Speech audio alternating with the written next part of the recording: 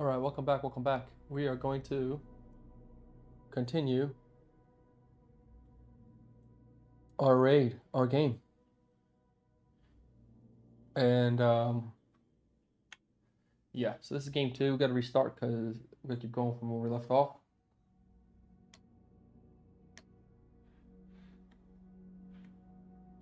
Had to reset some things, and yeah. So that's where we're at right now. Still gonna play stanza. Just try to understand this person a little more.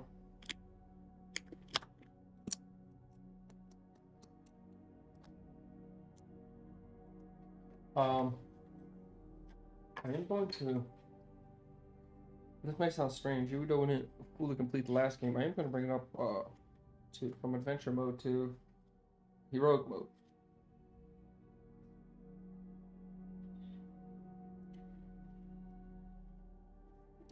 So we're starting heroic mode. We'll go from there.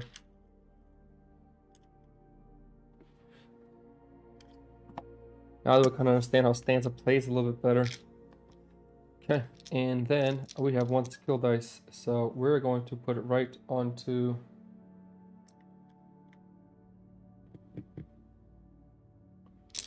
I feel like attack might be the go-to. Let's do attack.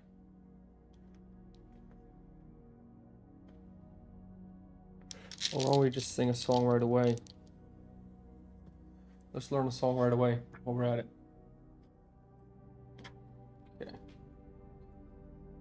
Okay, so we kind of went with the rhythms and rhymes, but not really.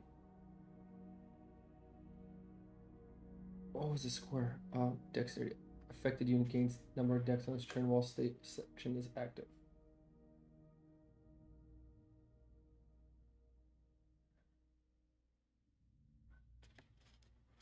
Okay.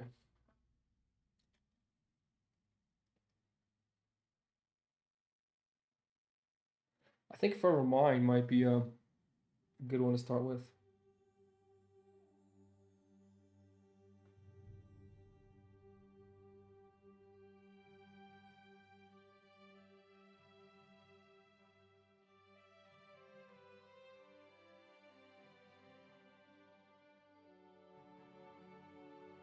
I see I don't have enough attack dice, so yeah, we'll get attack on 1. That's what we'll do. We're just gonna go that route. All right, so let's begin with day 1 event. Let's see what we got here.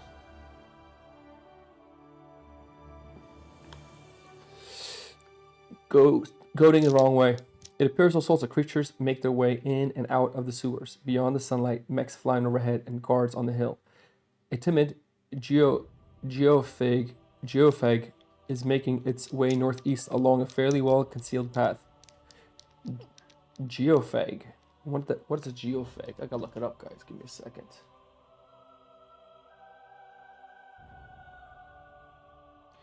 Geophag.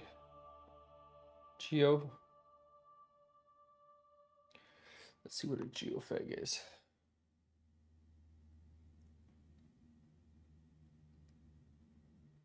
I mean, clearly this isn't a kid-friendly game.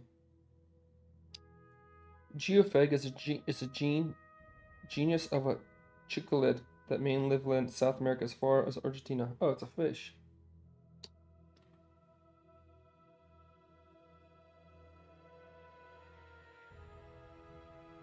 Geophag. Geohag. That word doesn't even come in a dictionary, man.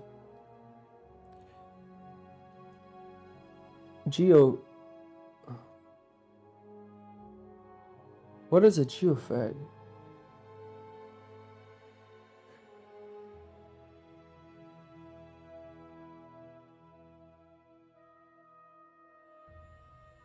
Geophag. How do you even say it? Creature eats earthly substance such as clay or chalk. Okay. A timid geophag.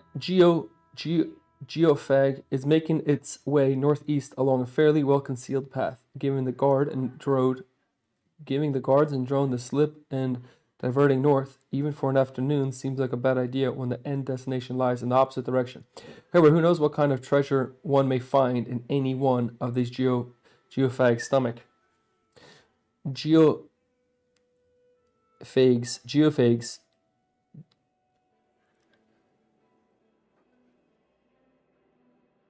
Geophag stomachs. Yep. All right. Whatever. That's my reading skills right there, guys. Follow the goat. Oh, it's a goat. It said it was a fish. Skip cover phase today. Persistence. After building battle queue for your next battle, add timid geophag 1 point to the top battle queue. The gear locks have surprise. Discard after use. So it's actually a unit. Goats are silly. Stay focused. Making your way out of the sewer, you are able to dodge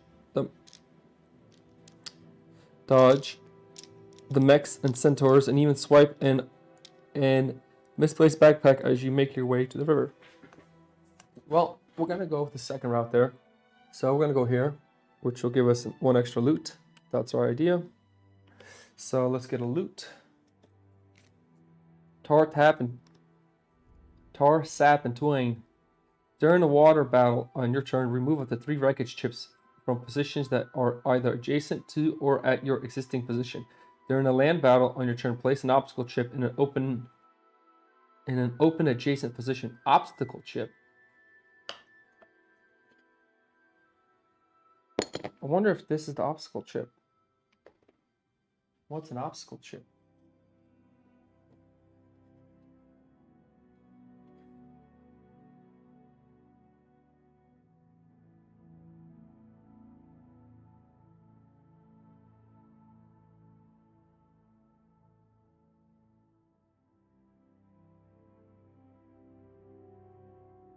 That is not obstacle chip.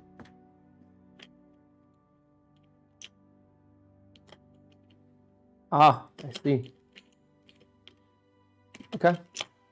Makes sense. Opposite of the water. Oh, right. In an open adjacent position, why would you place an obstacle chip? Let me look up what obstacles chip, what the purpose of them are.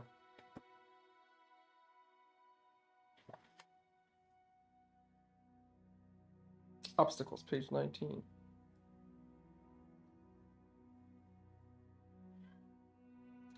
Obstacles are named objects that you can find in various encounters. These occupy positions which permit movement onto and through them. Obstacles may or may not have HP. Obstacles for HP may only be attacked by party members using attack dice. Once the last speech is removed, the obstacle is removed from the battlefield. If an obstacle starts with no HP, it cannot be removed. Baddies cannot interact with obstacles. Encounters that use obstacles have a small graph to show you what type and where they are. Okay, wonderful. So it pretty much is a block, a path blocker. All right, so we do go up 1 progress point. Stated here. 1 progress point here and 2 experience points. So let's go up 1 progress point. 2 experience points. This is where it's gonna get a little dicey. I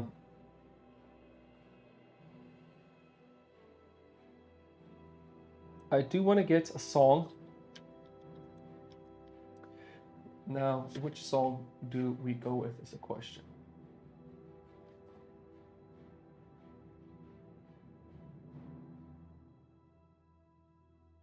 So the problem is a 1, 3, 5. I guess every other turn you can control it.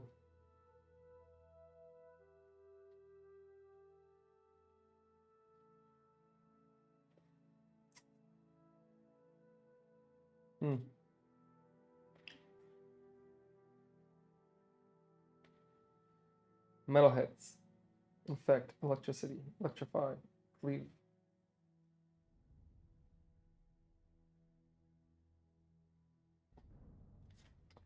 Huh. I think I want to go with the singing. Second chances.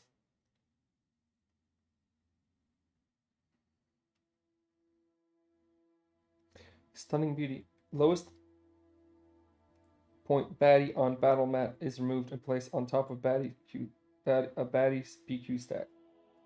I like that. Let's go with Stunning Beauty. Number 5. Let's try this out.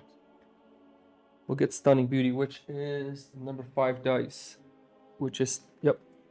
So we're gonna go with that. 1 skill, and then for the second skill, 1, 2, 3, we're gonna have to get dexterity at this point. All right. All right. At the end of the day, we can exchange loot, which I think move up to 3 wreckage chips from positions that are either adjacent to or at your existing position.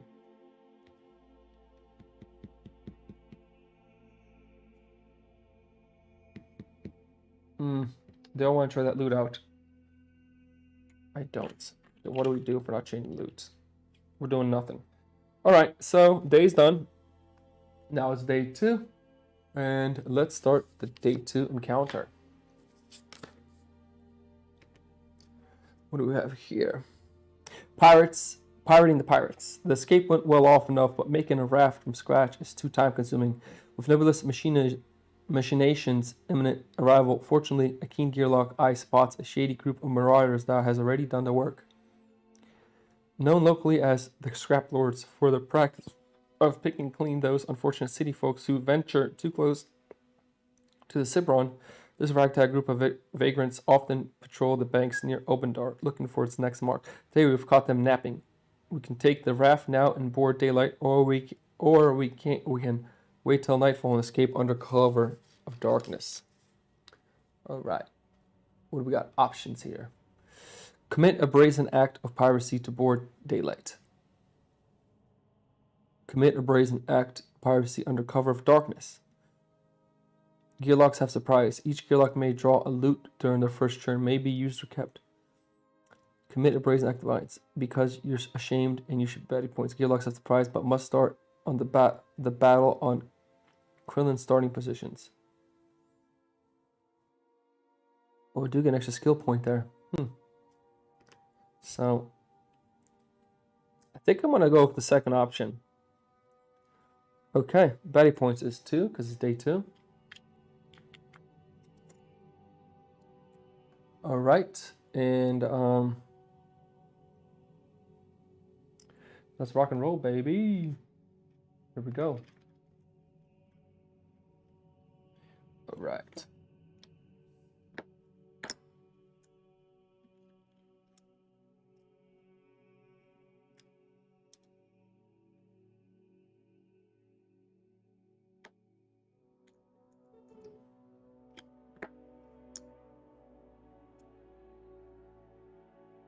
Oh.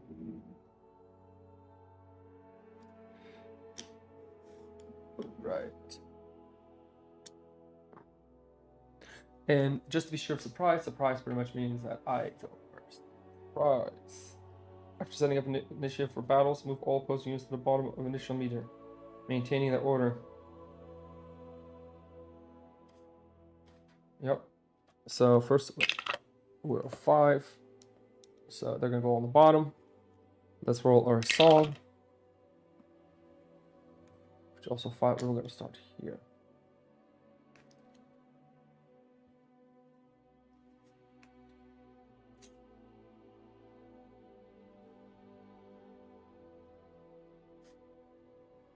I wonder if I could switch.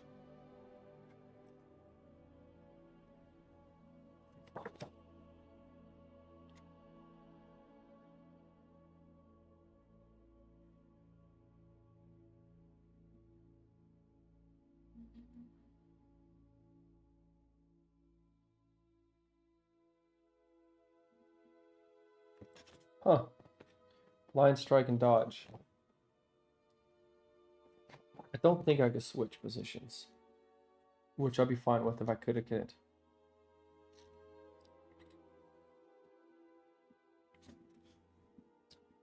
Alright, blind strike on 1. I think that's the guy that does 1 damage. Start turn unit deals number of damage strong adjacent unit. Yep, and then dodge. Unit's HP cannot be reduced with attack dice.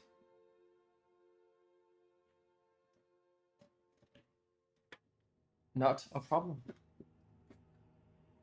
Alright. Now the song is there. Make sure that is just double checking the song there.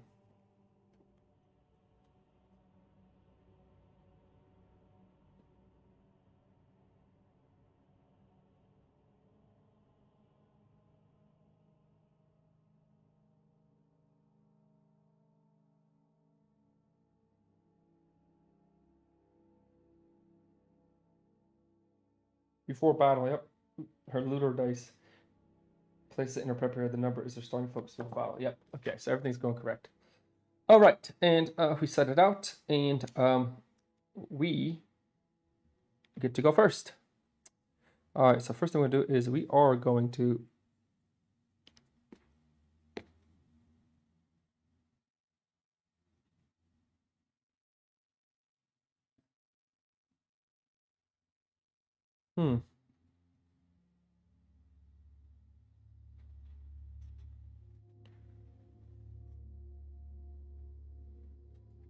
Okay, we are actually going to use one dexterity to get Stunning Beauty up. Let's roll 2 attack dice and 1 defense on this guy here. Alright, 3 damage. We do get a bone. He is dead.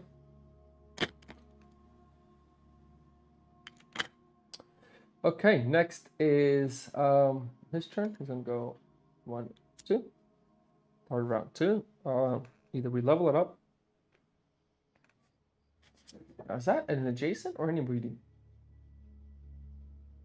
Lowest battlecue on the battle mat is removed and placed on top of the battlecue. Oh, interesting. It's anybody. And it's the lowest.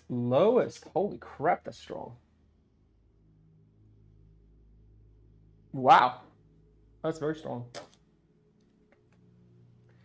Okay, now it is our turn for round 2. We need to either vamp, advance, or exhaust.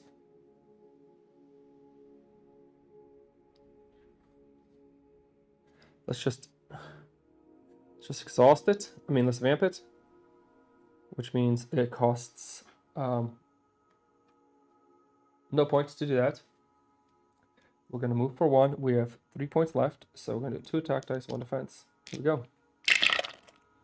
2 damage, and oh, he has. Oh, wait a minute. He has dodge.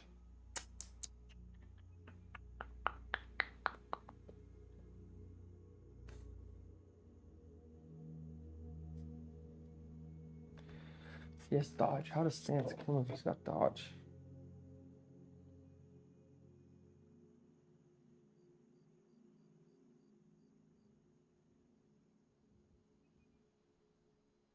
Okay. Holy crap, that's gonna be impossible.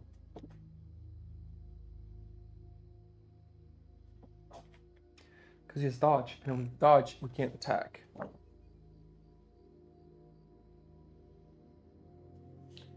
Attack dice. It's like break, pretty much. Jeez. You know, honestly, I'm gonna put these dice here. We got a little easier selection here. How do I hit it though? I have to get up to 1, 2, 3, 4.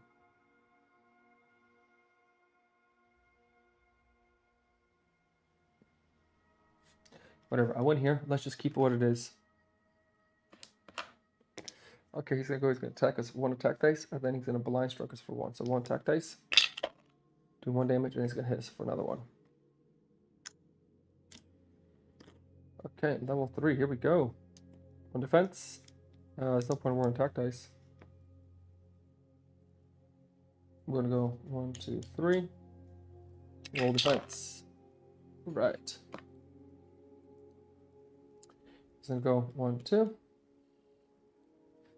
And now we go to level 4.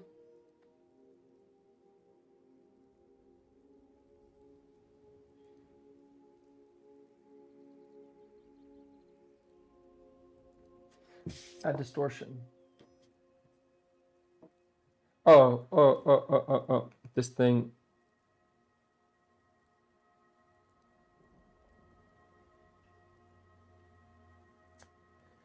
Because I have to keep it alive.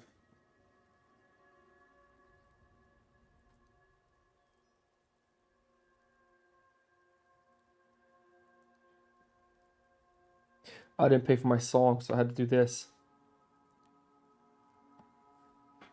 Now it's my turn again, so that dice gets lost. So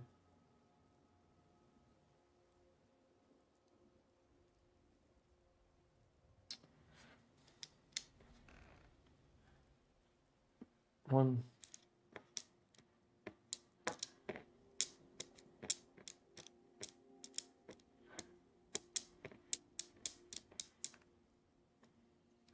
Let's go. One defense. Another bone. He's gonna come over here. He's gonna attack for 1 attack dice. Bone, but he does do 1 damage, which comes to here. Because he has blind spot. Oh, at the start of his turn, technically, no, he does not do 1 damage. Plus, at the start of turn, this unit deals damage strongest to Justine. Okay. Now it's round 5.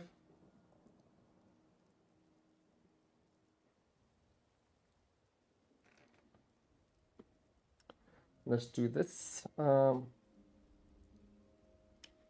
2.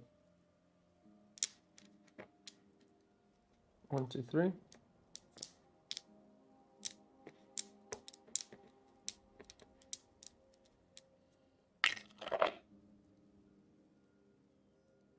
Oh, I couldn't even roll the defense dice. 3 damage was nothing, and then we're gonna stun.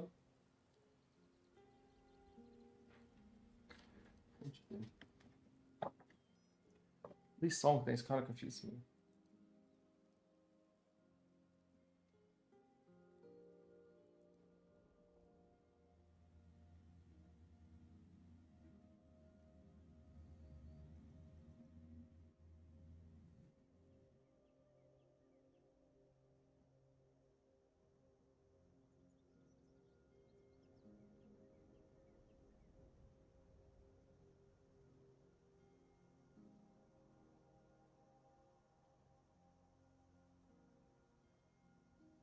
Oh, okay. Yep. That makes sense. All right. So he's going to, and then I'm gonna stun him.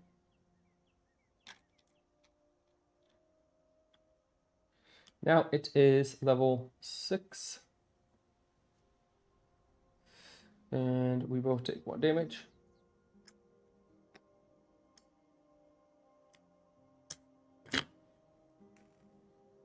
Place stun effect die, target loses its next turn.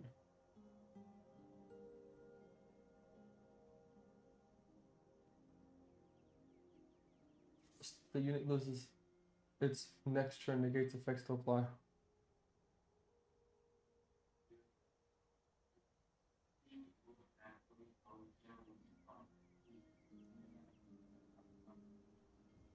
The unit loses its next turn.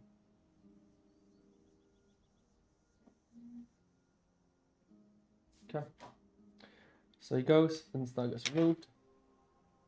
Now we all took 1 damage, and it is my turn. So we're gonna pay 1. Bring it up there. And defense dice to attack. Here we go. We're also gonna stun him again.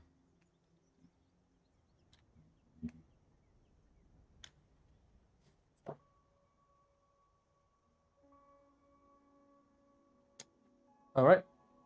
He goes, he's stunned, and now we all take a damage. All right. Another one bites the dust. That's a very tough one, actually.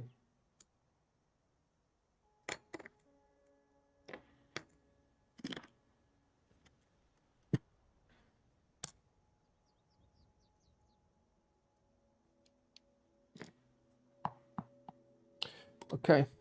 So we get 1 loot card. Right there.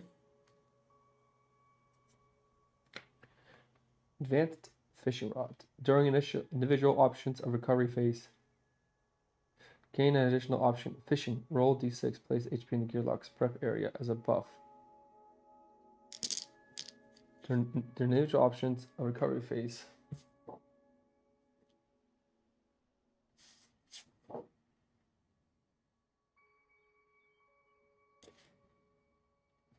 Okay, it's not bad.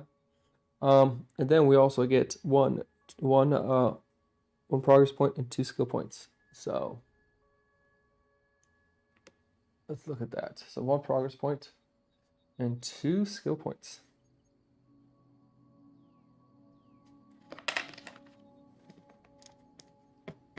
Swole defense.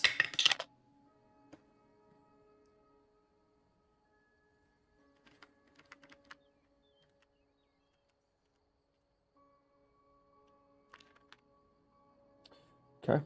1. And let's go up 1 more. Give ourselves 1 more health. I'm worried. 2. Right. And then at the end of our day, we can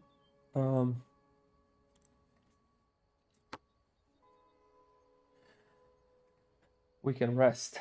And so we're going to come back to 1, 2, 3, 4 health.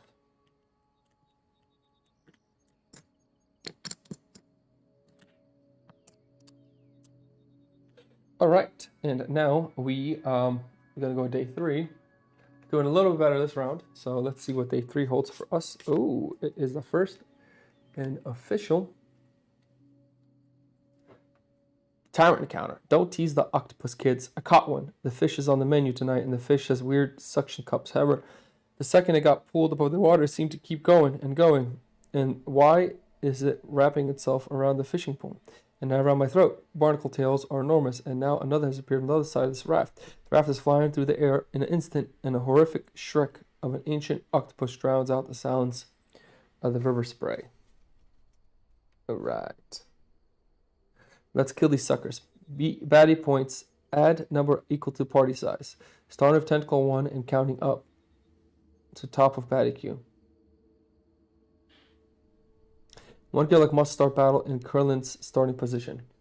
Alright, so baddie pew is 3 points. Okay.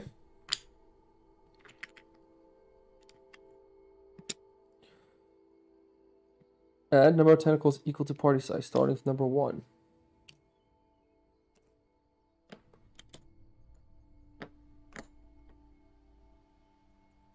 One, 2, 3, 4, 5, 6, 7, 8. All right.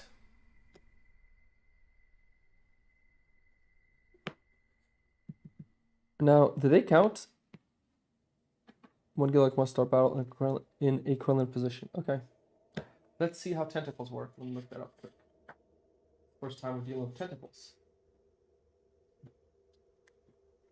Tentacles.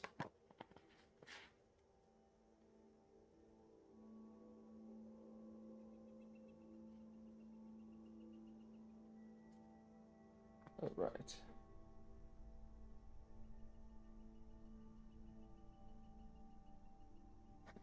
Eighteen, 19.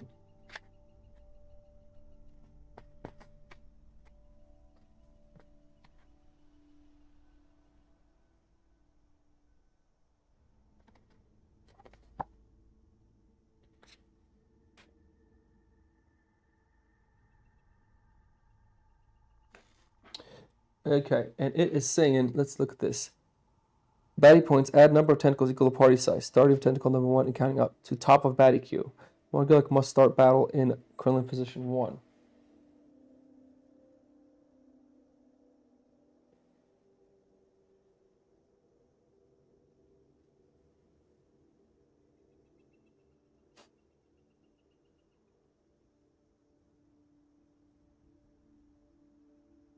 Okay, I'm still not sure how tentacles work.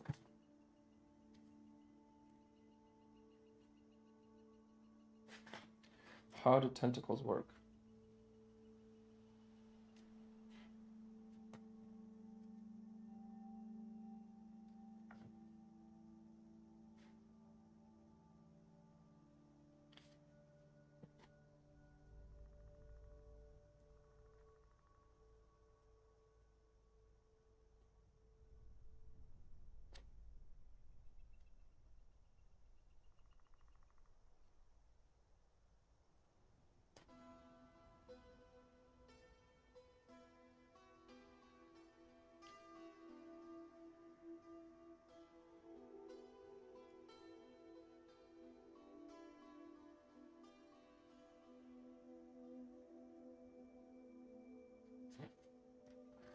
How do tentacles work?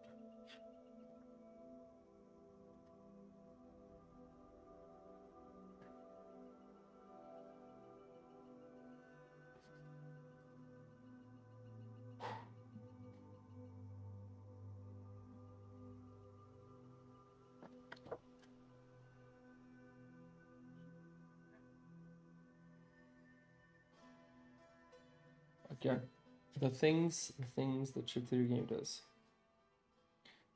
It's just like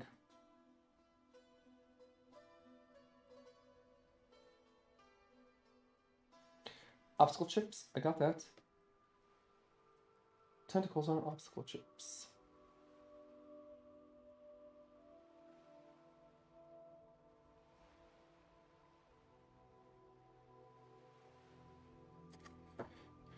I'm guessing Tentacle 1 starts in number 1. Okay.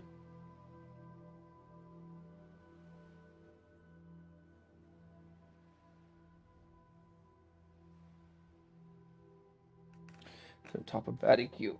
Yep. So.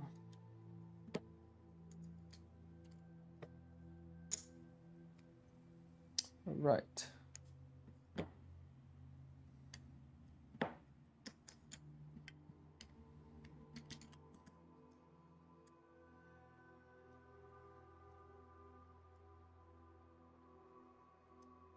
One, two.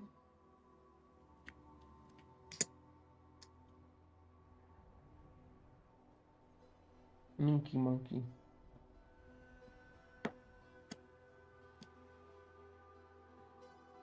Three.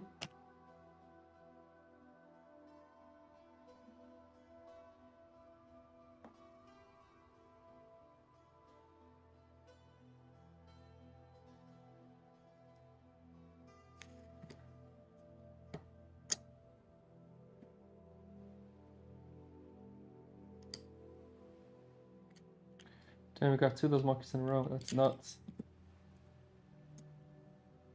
Okay. Now, what does a tentacle do? Place tentacles 1 through 4 in starting positions. You use add Rokus and bottom batting queue. Tentacles added after round 1 are placed on bottom of initiative meter. Tentacles do not roll timer dice. Only Markle must.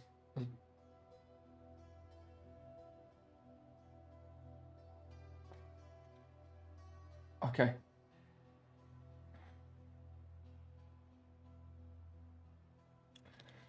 What the heck? Okay.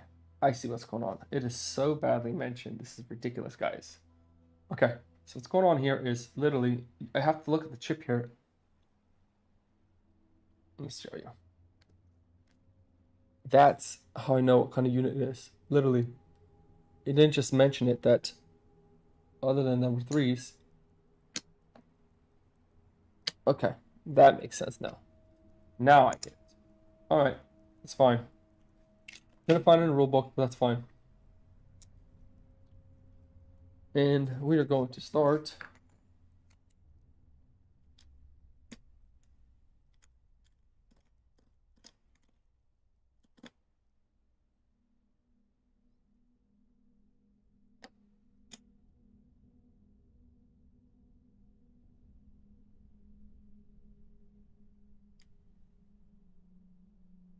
Where does 7-8 go?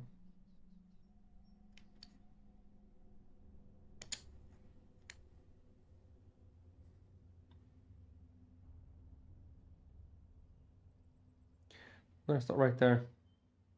All right, let's sing our song. 3. All right, and we luckily are targetable. Oh, that's off the rolls of bones untargetable, which means it can't be attacked by anything. Place untargetable die affects this unit until the start of this unit's next turn. It cannot be targeted by opposed units.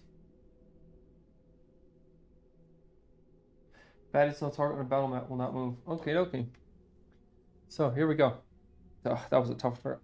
We get to go first, so we technically could attack that guy first. So why don't we actually? I guess I can't go there. I have to go here.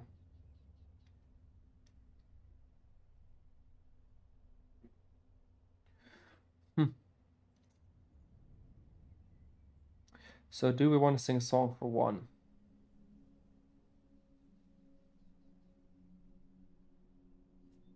which will do what? Put a unit back. Yep. We will sing a song for 1 dexterity, which means that I can put any unit back. I am going to put actually this unit back out there. Then I'm going to have my 3 life left. 1, 2, 3. Here we go. And we're going to target the tentacle right there. 1 bone, 1 defense, and kills it.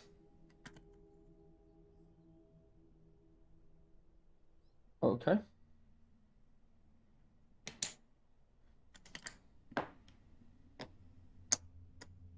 All right, next is going to be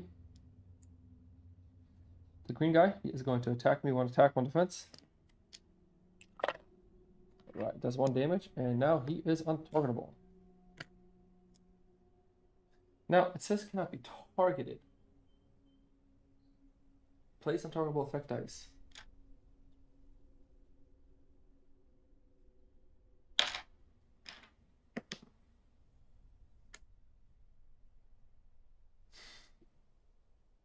Until the start of this unit's next turn, it cannot be targeted by opposing units. Interesting. So the question is, the stanza... See?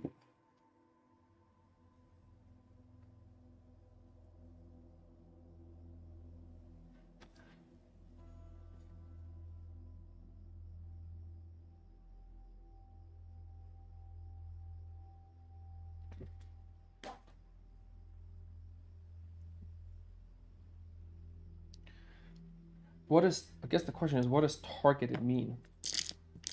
Back to the rule book.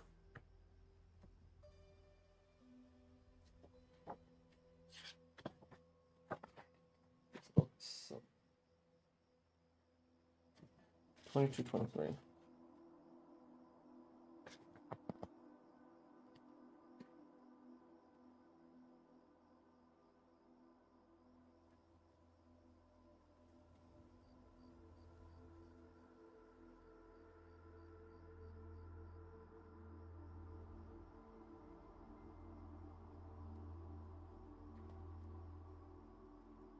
Some skills are applied to non-target units. Others may be instant skills that do not apply to other units at all. Go ahead and use the skills desired. So I guess I can still use a skill on it because non-target units. Untargetable. That's fine, but place a targetable effect dice at the start of the next turn. It cannot be targeted by opposing units. Target is only for attacks. If I read that correctly. This guy's gonna go 1, 2. Okay, now round 2. This guy will come in as a blue guy. Here. And it doesn't matter. And we get to go first. We will bring this up to level 2.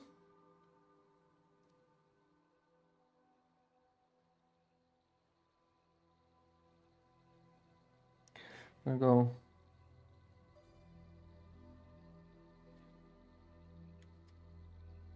Actually, no, we'll just vamp it.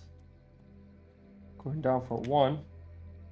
And then we are going to do 2 attack, 1 defense dice. Right on this guy here.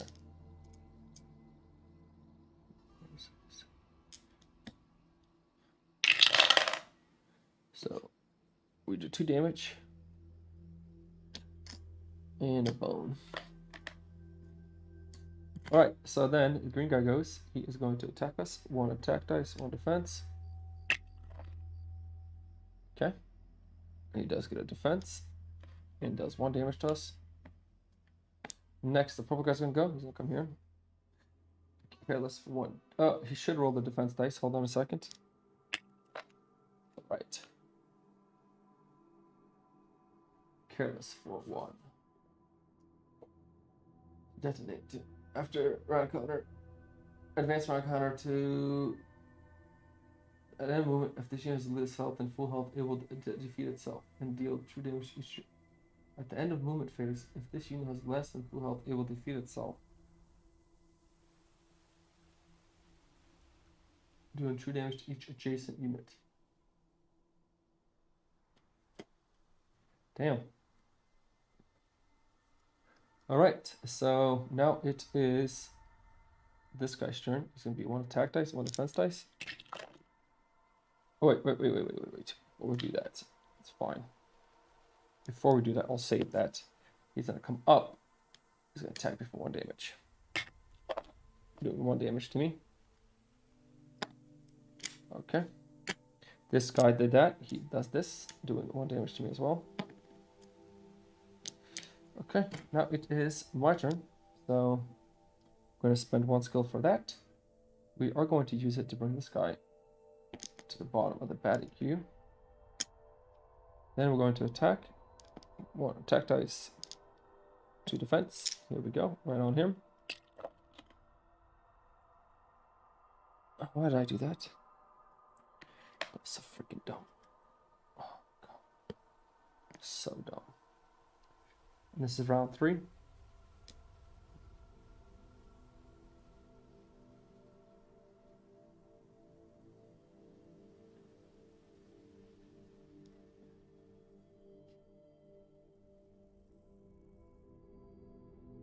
One, 2. Here we go. Green guy's gonna go. He's gonna attack 1 attack dice. He's gonna become untargetable. Okay. Blue guy's gonna go. He's going to attack with 1 attack dice, 1 defense dice. Okay, doing 2 damage. And getting a shield. Now at the end of the round, starting a new round, this guy comes in.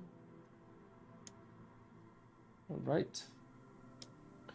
And we get to go first. Okay, do we spend this? No, we do not. Just let it vamp again.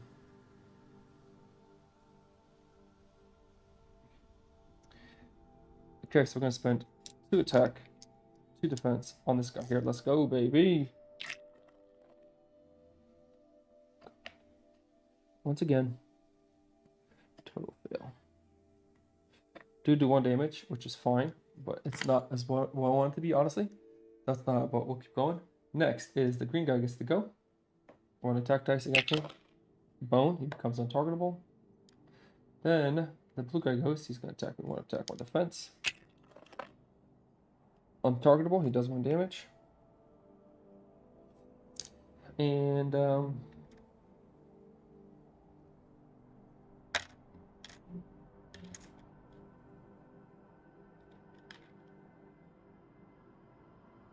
this guy's going to go 1, 2. Now it is level 5, round 5.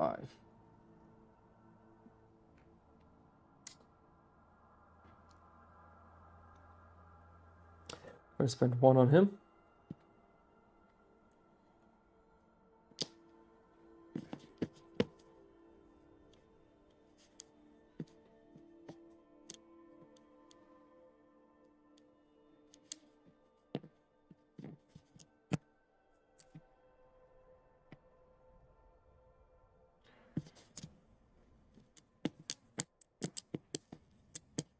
I'm pretty sure you can't roll attack dice if you don't have a target. I'll roll 2 defense dice to go. Okay, green guy goes. 1 attack dice. Another miss. Blue guy goes. 1 attack dice, 1 defense. 1 damage. He's gonna come over. Oh, he should roll defense dice. Hold on a second. Oh, right, he's gonna roll 1 attack dice against me. Doing 1 damage. And now go to round number 6. And everybody takes 1 damage.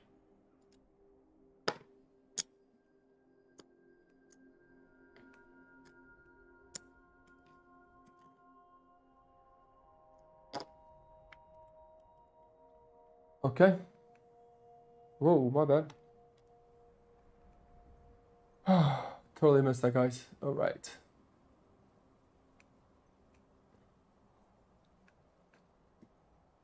We go first. Let's go 2 attack dice, 2 defense dice. And I'm going to attack this guy right here.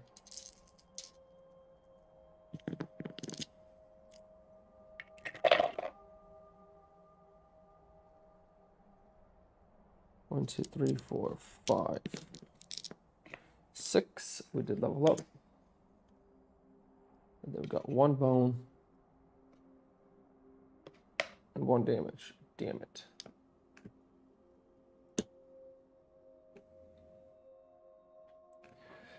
Green guy's gonna go.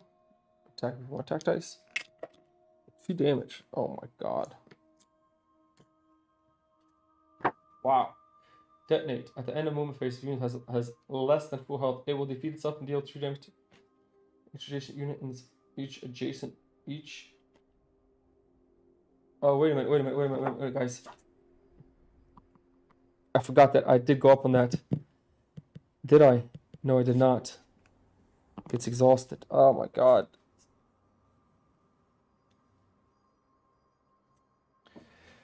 Too many bones. That's too many bones.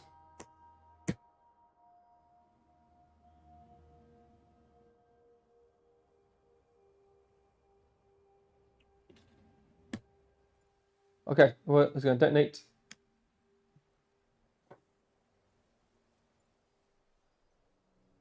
Each adjacent position. All right, so he's going to die and killing me off too. What?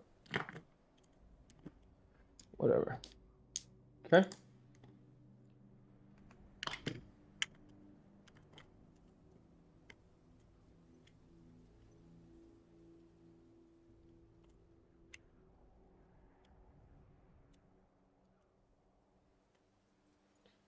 Whatever.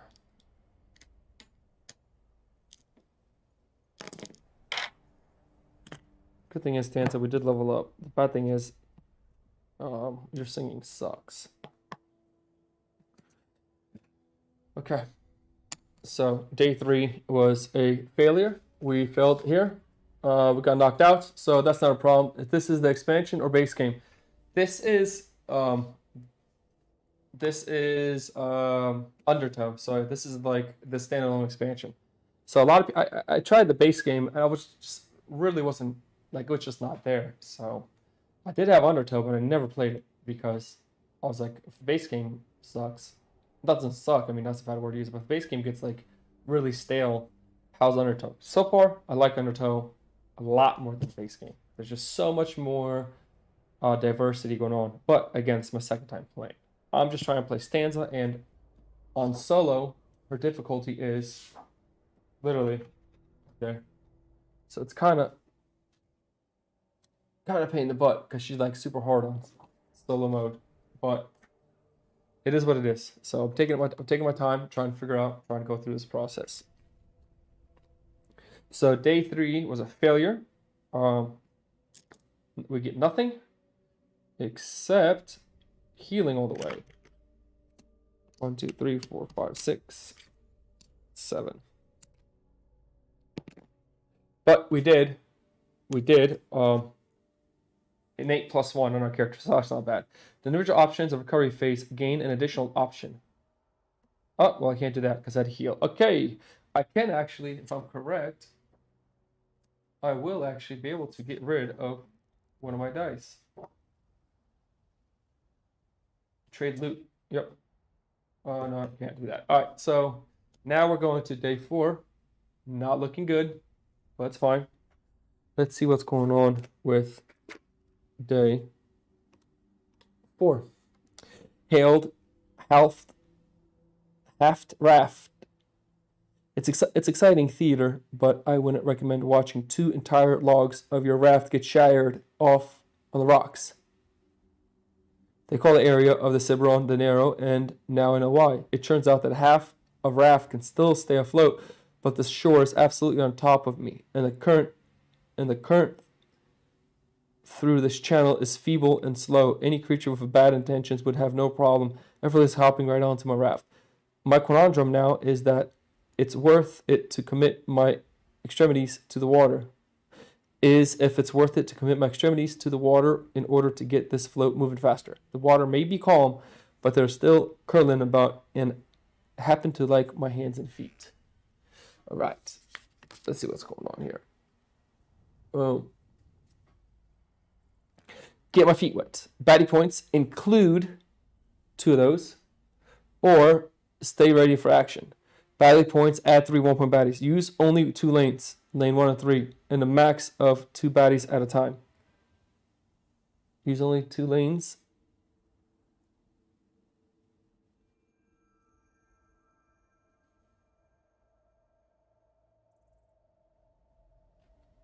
Use only 2 lanes, lane 1 and lane 3.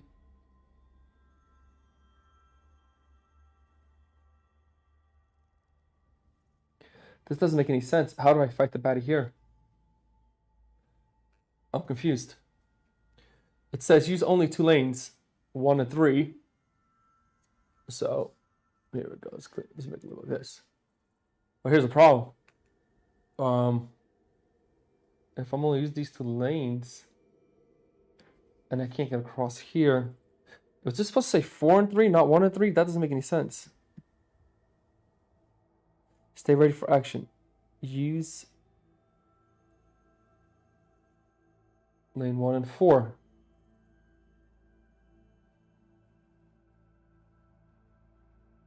Use only 2 lanes, lane 1 and 3. But how do I get from 1 to 3 if I'm crossing over? If I'm here, and I can only use lanes 1 and 3, how do I get over 3? Lane 4. And a max of 2 baddies at a time.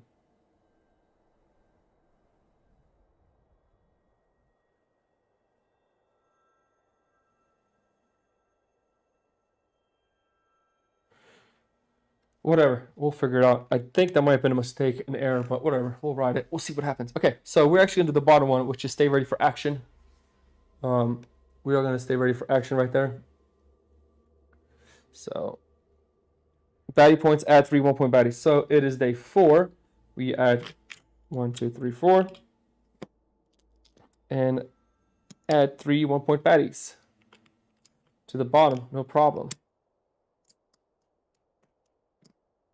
All right. Use lanes 1 and 3 and a max of 2 baddies at a time. All right. So here we go. So let's set this up. All right. So here we go. I don't know why it says 1 and 3, but I think that might be a typo. I couldn't see it not being a typo. How's this guy gonna get to me? Do you know what I'm trying to say?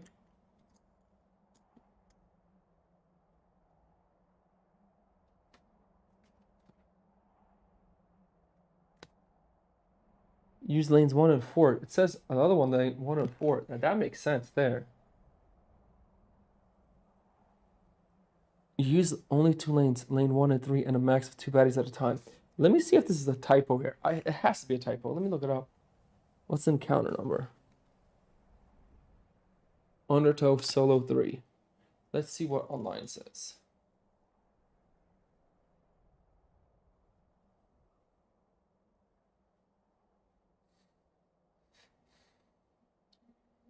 Undertow Solo.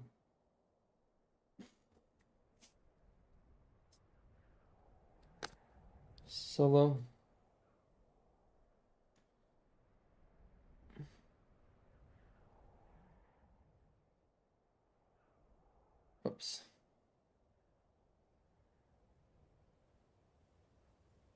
Yep, that's correct. Error in both get my feet wet and stay for action. Should we change in red? Use only 2 lanes, lane 1 and 4. Yep.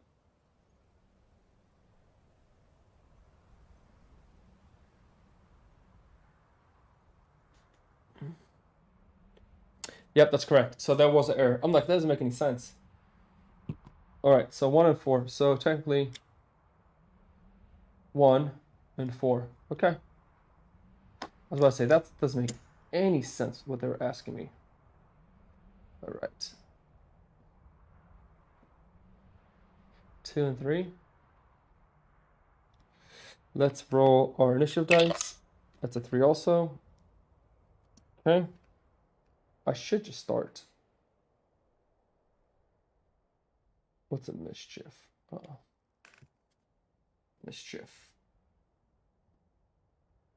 How do I forget these things? Remove number of dice from the target's active slot before attacking. Yep. All right. Equipment. Let's roll him in. That's a 5.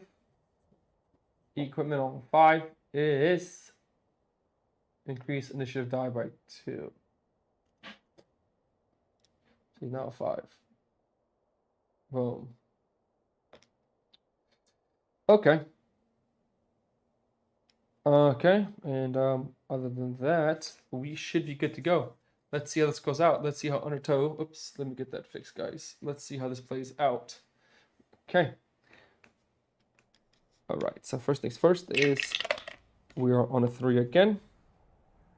Next is the enemies go first. So this guy's going to go first. He's going to come here. One attack, 1 defense. Here we go. A bone and 1 damage. Okay. Now it is our turn. So 2 attack, 2 defense, and we are just going to attack this mischief here. 3 damage. Ooh, beautiful play. Beautiful play. And 2 shield.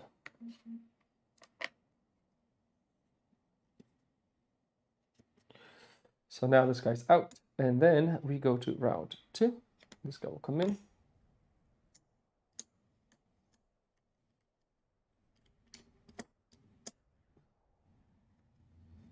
Doesn't matter. Oh my gosh. Which is fine. Technically that guy should have been here, which is totally fine because he would have just walked.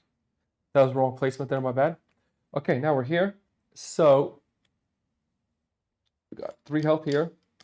3 health here.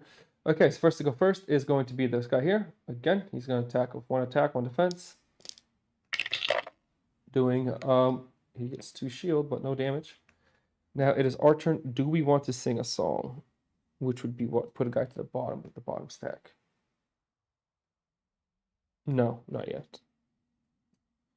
I'm not going to sing no song. Now we get to go. So 2 attack dice, 2 defense, which we can't. Oh, man.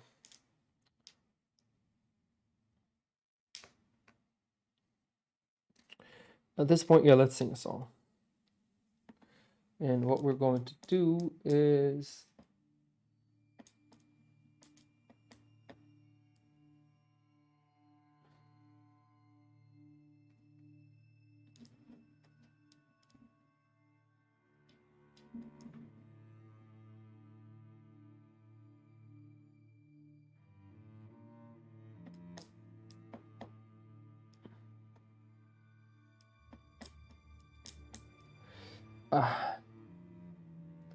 we're going to go 1, and we're going to roll. So that's 1, 2, and 2 dice.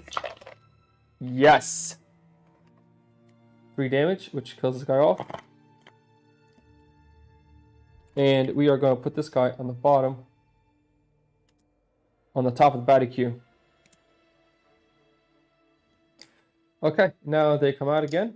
So here we go. Round 3. He's going to roll his equipment dice. A 1, which is add 2 health, I think. Increase health stat by 2. And then this guy will come out.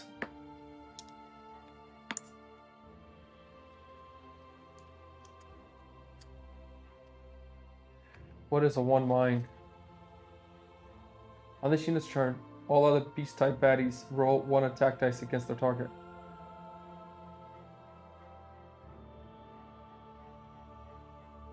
Oh, I see what he's saying. Okay. And this is round 4.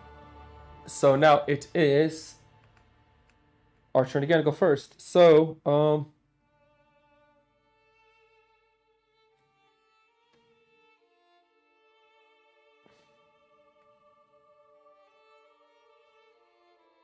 and blind strike is he attacks. A star opportunity is the strongest adjacent unit. Okay.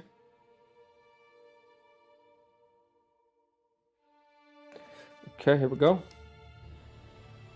Just gonna roll 2 attack dice, and let's actually roll a defense dice. So we can't do that. We'll do like that.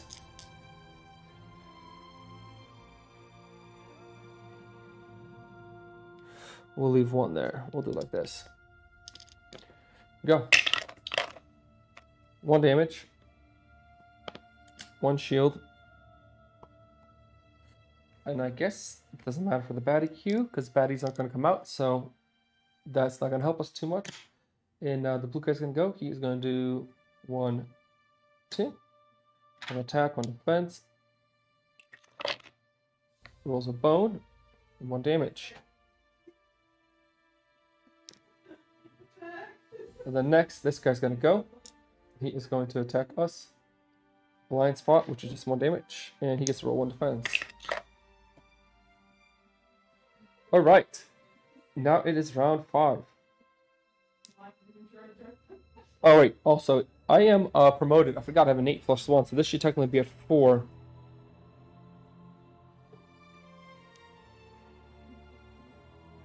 I am going to spend 1 here.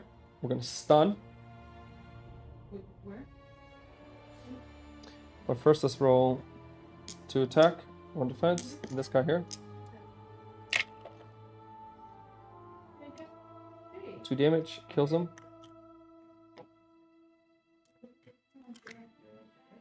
Okay, and then we are going to stun this guy here.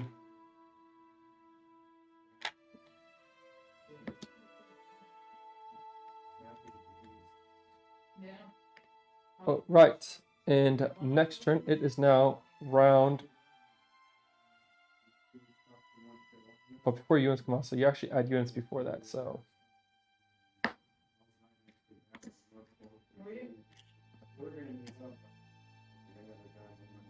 Right. Now it's round 7, and they all take 1 for damage, which kills that guy off. 1 to me, 1 to him. All right, and we're moving forward pretty good now. And now it is my turn to go. He lost a stun from last turn. We're going to do 2 attack dice. And we're actually going to go up here. Let's go to attack dice on him. And let's roll. Yep. 2 damage. He is, and we're going to stun him.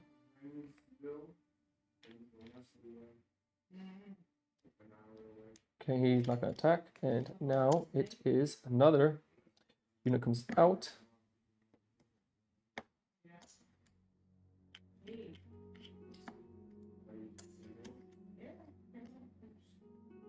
I keep putting the melee guys there. I don't know why I keep doing that. I'm so used to the other game. Okay. We all take 1 damage. He did lose his stun. Okay, we get to go first. So blind strike and dodge.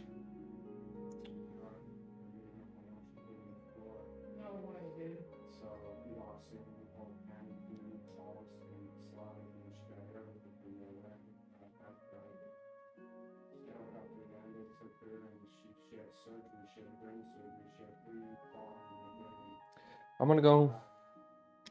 What is number? What is this one?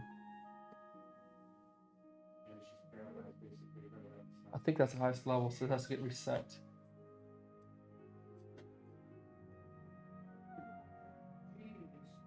Yeah, it has to get revamped, so it's gonna get vamped, which is no dexterity. Then we're gonna go 1, 2 here, and then that's it for us. The blue guy's gonna go 1. He's gonna attack me for 1 attack dice, 1 defense. Let's see how we do. 2 damage, and he does get 1 shield. Okay, this guy's gonna go 1, 2. Can attack me. Blind strike. Yeah, I know that. Dodge. Yep. Okay, now it is round 6 again. We all take 1 damage. This guy's dead. This guy's dead.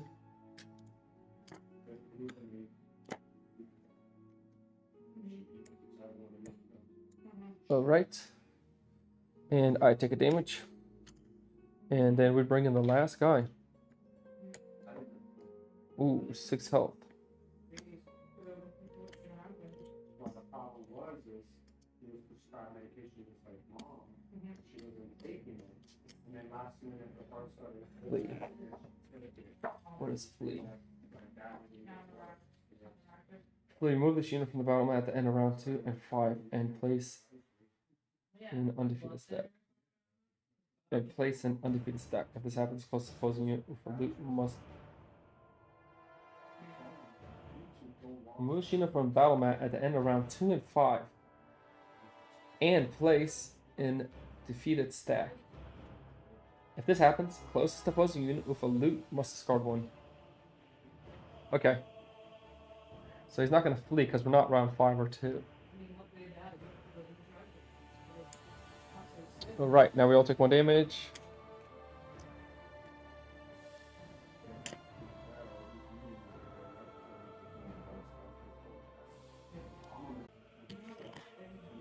He is not going to do anything. He's going to roll defense dice.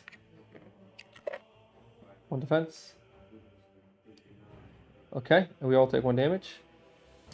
Oh my god.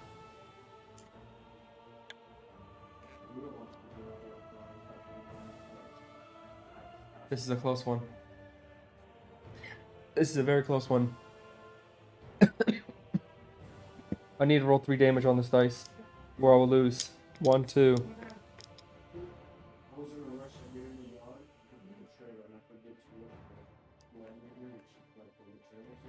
So I need to roll 3 on my dice.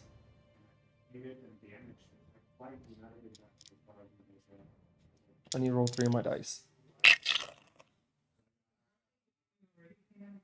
Yeah. I was at my last one anyway, so. And, so they gave me a raise. I got 3 bones. Let's see what happens. They can use, so they go to my other company. One of our managers. I think I lost 1 also. Intro, advance, or ramp a song, active slot. And you said just let me know when you're back. Yeah, we lost. Right now, yeah, so while I do this trip, once I come back from this trip, I'm gonna do the drug test, background check. Lost again. We keep losing. Stanza, I'm not gonna lie, is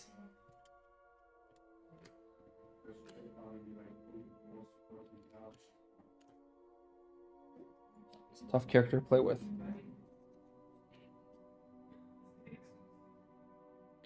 Oh man. So we did not achieve that once again. That's another day we lost right there. Gone. Alright. So all we can do now is heal.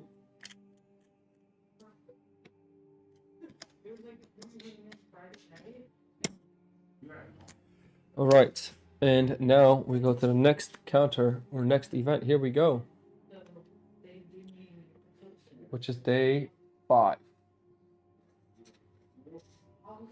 7, 8. 6, 7, 8. Day 5. Day 6. Day 7. So we can't lose a single mission now or we'll lose the game. Alright, because we have day 5, 6, 7 to go on the map. And if we lose that, we'll lose the mission. Let's see what we got going on here. It hadn't seemed to take much effort. The massive tentacles simply gave the raft life. You know what I can do, guys? Hold on, let me do this. Help us all. Watch this. Let's put this over here. Whoa.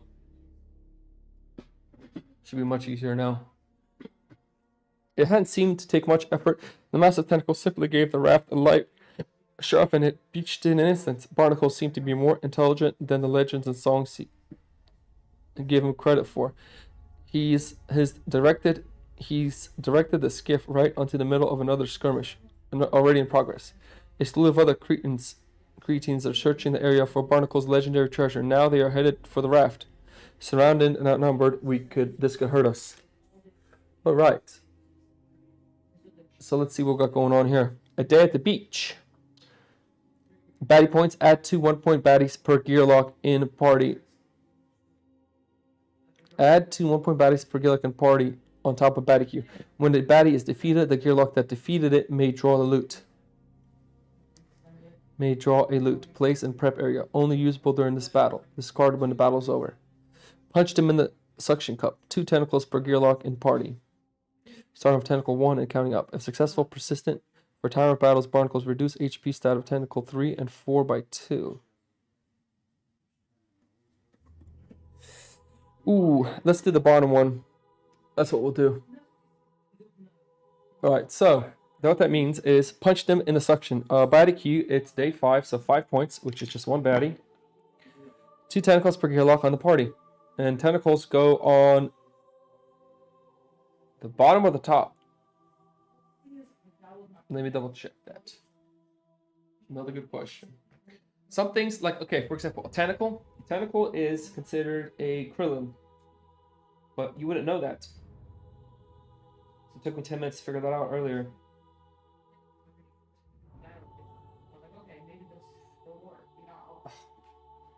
See, roll the d6 dice and place it in the closest.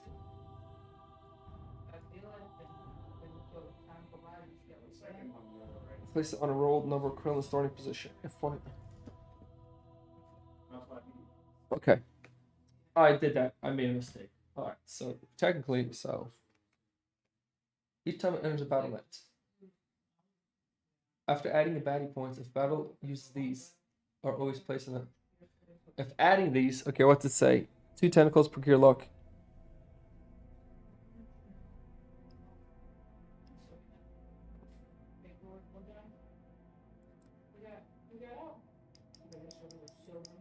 Oh, it's just, so wait a minute.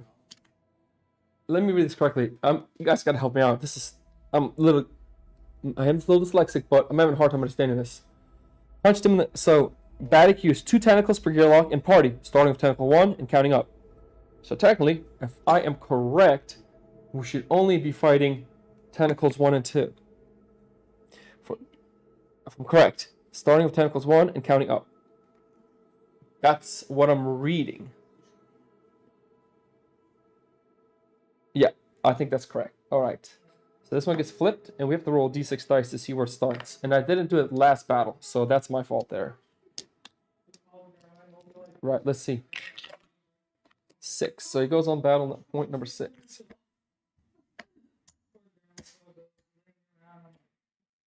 Initiative of 3.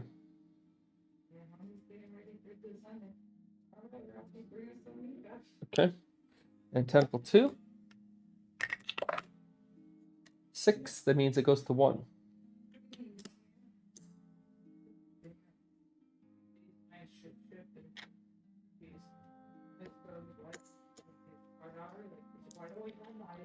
And it's going to initiative of 2. Now our initiative dice, let's roll it in. Is a 5. And we can start anywhere. And I'm almost thinking of submerge. Submerge. Let's see. If this unit would move, instead roll d6 dice and place the Krillin in the Krillin starting position. Okay. So that's all we gotta do is we gotta defeat these 2 guys. Okay, no problem. Let's do this. First things first is we have to roll our song for our prep area. Now we get to go.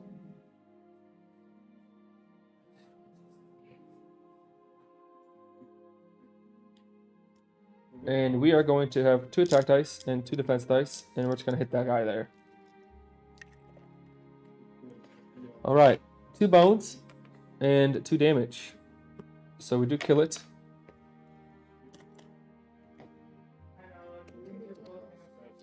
Now, it's gone. This guy's going to go, and now let's make sure we're correct here. When a Krillin and or a tentacle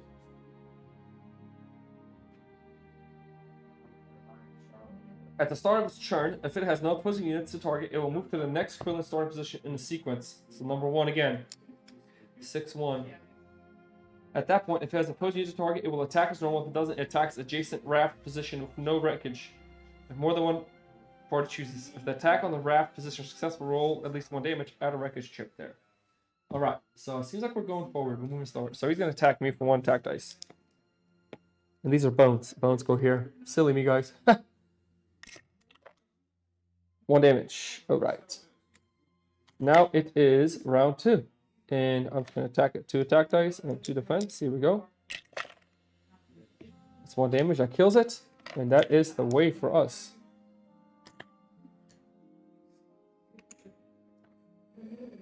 Okay. So that was a pretty easy encounter, I would say, honestly. I'm not sure why that one was so easy. Batty Q. 2 tentacles per Gearlock and party.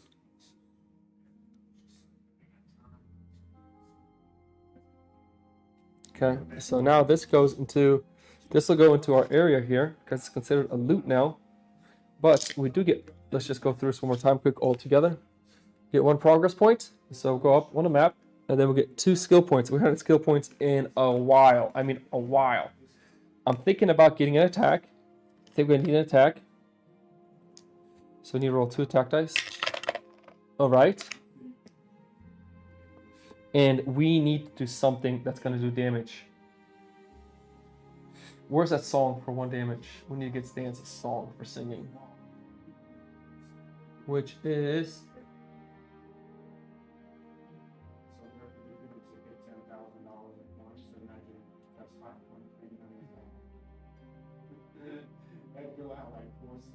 The river's deep. What's the river's deep?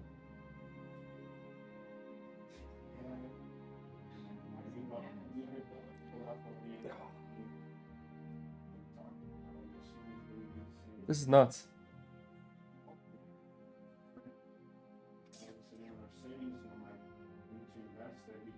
What dice can we get here?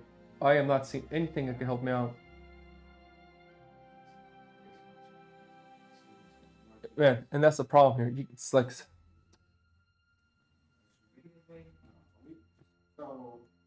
it's kind of weird. Like, we're in a kind of position, bro. This should be going down. I guess we'll go Forever Mine. Let's just go with that dice. Which is number 7.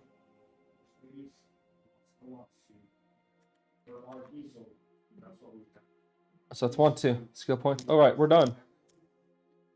Okay, and now at the end of the day, I'm actually going to use this at the end of the day. That's it for us there. Now we're going to use up during your individual options for recovery phase. Gain an additional option. Fishing. Roll a d6 dice. Place HP in the buff area. Prep area is buff HP. So we got 2. Very nice. Okay. This gets discarded.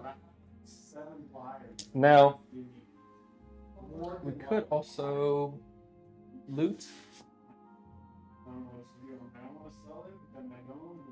That's it. Day's over, and now we're going to go to day 6. Day 6 encounter. Here we go. Let's get a zoom in on this then quick. Wet bar. Just some wood, some binding, and some tar to seal it. Maybe a sail if you're feeling fancy. Raft building is supposed to be simple. Raft building is supposed to be simple and is taught early in Gearlock Academy.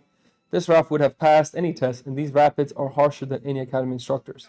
As I sift through the broken remains, I ponder where it all went wrong. I can't afford to make the same mistake, but I didn't have enough time to analyze my original design. Alright. What does this mean? Here at the pier. Batty Q points. Okay, so this is my first land combat. This is going to be actually pretty interesting. Oh, I can choose. Hold on a second. I have to win this. Batty Q points include... Okay. Start on the water. Batty Q points include 1 fish. Before battle, place 4 wreckage chips anywhere in lane 1 and 2. For this battle only, Gearlocks may spend a dexterity anytime during the turn to remove any adjacent wreckage chips. I think in this case, since I have tar, sap, and twine, I'm going to go with the second option. I feel like that might be the better approach for us there. So we're gonna go with the second option here because I have tar, sap, and twine, which will help me there. Baddie points include fish. Okay, so baddie points is level 6, so 5, 1.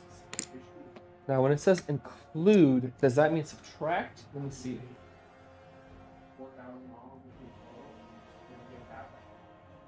If including them, you will subtract 3 baddie points from baddie for each one you include.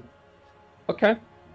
So technically it's not a 5 then. It's 3, 4, 5, 6. Okay. Alright, so now the next step is before battle, place 4 wreckage chips anywhere in lane 1, 2. 1 and 2.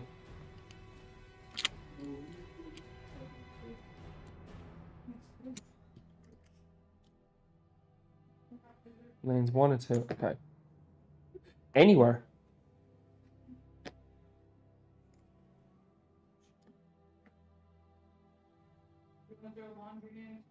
Well, I'll take a shower and then go in and then I'll put the clothes. Yeah. Yeah, I mean, I'm ready to watch this system. Good for now.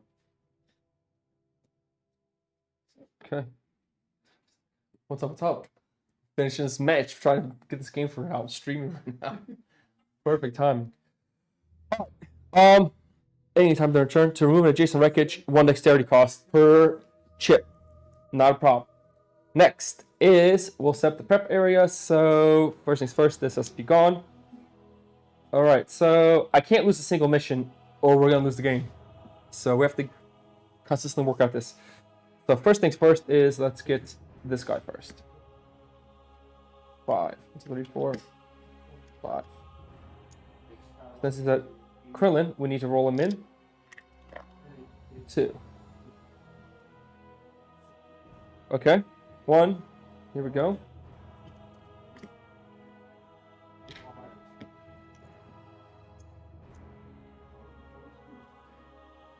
All right. Party and compound. This guy is fun. Yeah. Very good. Very, very good. 1, 2, 3, 4. I think we're going towards the right direction here. And if you guys are watching, if you've seen the review for 20 Bones, this game, I would say, is more enjoyable map-wise for sure. That's one complaint I had with the base game, was the map was just a 4x4, and there was really, I mean, it was literally just take away all this. That's all it was. This is definitely, they thought about the base game in this game, and they said everything about the base game that's not there added in here. The encounters here feel better. The battle map feels better. I'm not saying there's only 2 characters, but even with the 2 characters, the actual game itself is more thought out and enjoyable. But this is only my second game, so let me not jump to conclusions yet. Yeah. So, but definitely, if I had to play between that and this, I would definitely play this, because just the map alone is just way more exciting. And then Raph gets broken. It's just a whole different experience. Alright, so if you're buying a game, don't buy the base, buy this. I would recommend instead. And it's probably cheaper too. And if you really like this, I would just buy more characters. Alright, so, and the last one has come out. Number 4. 3 hack. Alright, so this is going to be pain in my booty. Okay, 4. 1, 2, 3, 4. All right, and now we got to roll out stands. Let's see where we at. R4. That's not good. That's not bad. That's not bad. I can take that. I'll take that. Okay, where am I going to start? Is the most important question. And this guy has to be here.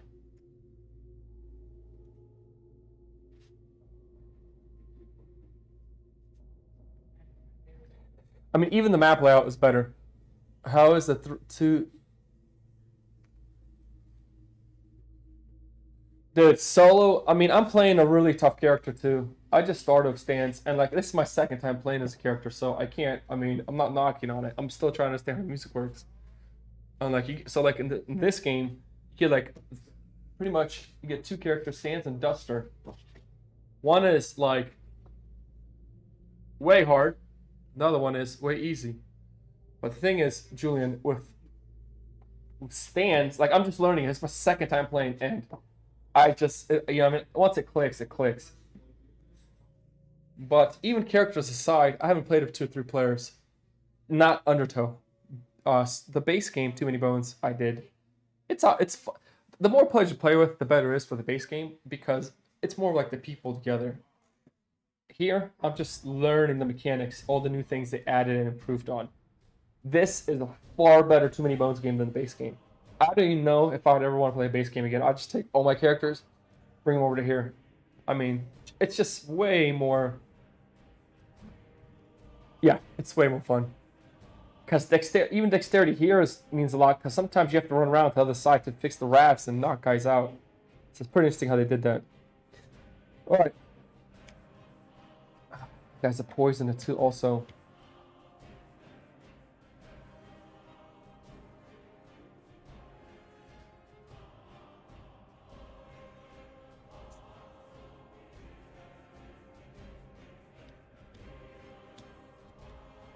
So before battle, I can place this. Can I remove these? Can I move them over here?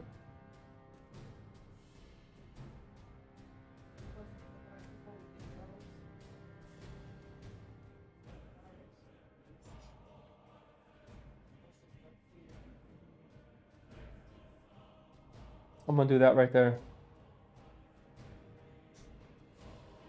Like that. There we go. Okay. Let's roll our harp. Let's see where we're at the harp. A 4. I did buy a new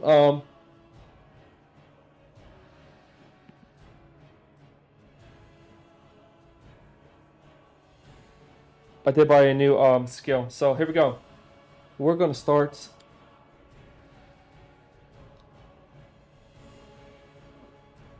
here. All right. So we are gonna play a song. Boom. Okay. That is 1 skill. We have 3 dice left. 1, 2. Oh crap! I don't want to start there. Hold on a second.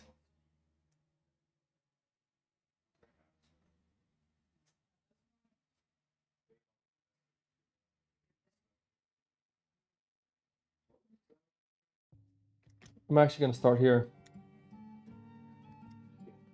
And not only that, but I go up 1 because I have innate +1 there. Alright, so now we go. So 1 skill point there, 3 skill points left. 1, 2, 3, and we're going to attack this guy here. So boom, bone, and 1 damage. Now, I'm also going to use this one, which is take a turn for a number point value of less or less. All movements, dice, and skill are optional. See rules. Okay. So we're going to have this guy. Mischief of 1. Mischief. Gotta double check that. Okay. We're gonna have this guy come here, and we're gonna have him attack this guy here for 1 damage. So 1 damage, and he will also get a weaken. All right, now it is the green guy's turn. 1, 2. Yellow guy's turn. 1, 2. And he will attack me for nothing because he's weakened. Purple guy's turn. He's going to attack me for 1 attack dice. Here we go. 1 damage. I'll take that. And then this guy's going to go. Since there's nobody here, he's going to go to slot 3, if I'm correct. Let me double check that. Because this is a whole new mechanic in the game, Krillin, that I'm still learning. Krillin. Do not move like conventional baddies. They cannot leave the Krillin starting position intentionally, effectively requiring them to stay in the water. At the start of a Krillin's turn, if it has no opposing units to target, it will move to the next number of Krillin starting position in the sequence. So, from 2 to 3. At that point, if it has opposing unit to target, it will attack as normal. If it doesn't, it attacks an adjacent raft position with no wreckage. If more than one party chooses, the attack on the raft position was successful, at least 1 damage. Add a wreckage chip there. Woo! I forgot. We can't let our raft sink.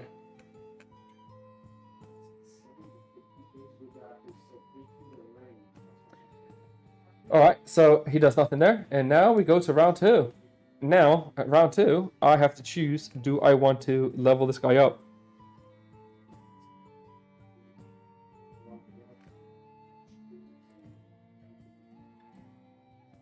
Oh, and he is supposed to roll defense dice. I forgot about that. Let me do that.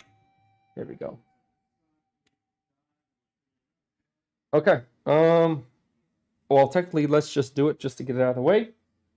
Then I'm going to use this thing. During a water battle on your turn, remove up to 3 wreckage chips from a position that are either adjacent to or at your existing position during land battles. Yep. So I'm going to move this wreckage and this wreckage here. Fix our raft up a little bit. Now, this is gone. And now, we can take off the 3-point baddie on attack.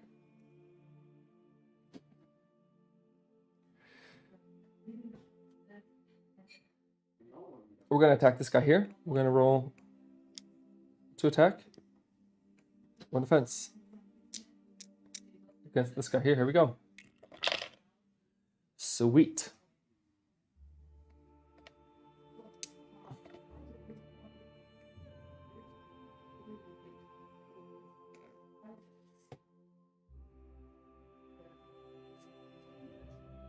Let's get those out of the way for now. Okay, so we have,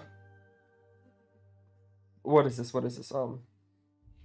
Trance. Take a turn for a number of point baddies or less. See rules for details. Okay, so I can move anybody technically.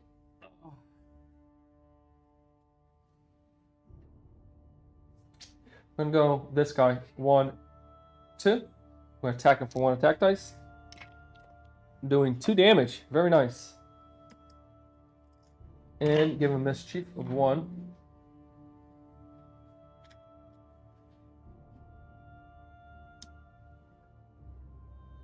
Okay, I mean weaken. Now we're going to do a 3 damage. This was 3 damage, not 4. So it's 3 and a 2. Go put the 2 here. And do a 3 to this guy, which is hardy, so it doesn't matter. It only takes 1 damage, and that is done. Alright, and now the enemy goes. Green guy's gonna go 1, 2. Yellow guy can't do anything because he's lost. He has weakness. And then this thing is gonna go 6, 3, 4. And he will attack me with 1 attack dice, and he's gonna poison me. 1 damage. But he would add a poison of 2 on me. Yeah. If I'm correct, poison. We'll double check because poison, I'm pretty sure is like true damage. Poison. Set a reset effect. Poison effect dice on target to number. Target takes true damage equal to effect the start turn. After applying damage, reduce effect die by 1. Yep. Okay, now we're going to round 3. So we could go first. Do we level up a 5-point baddie or less?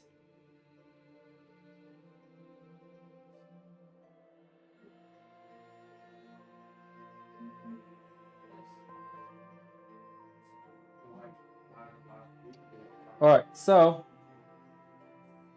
let's put this here as we finish up this round. Yeah, let's do it. Let's level it up. So we got 3 dice left.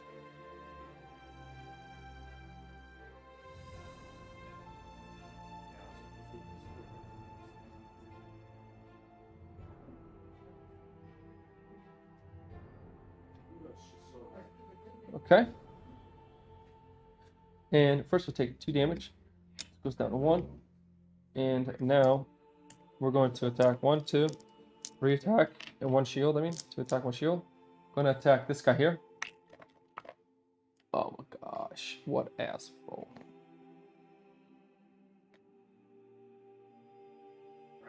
So it's gonna do 1 damage. Okay, and then we're gonna do that. We're 5-point baddie attacks. 1 attack, 1 defense.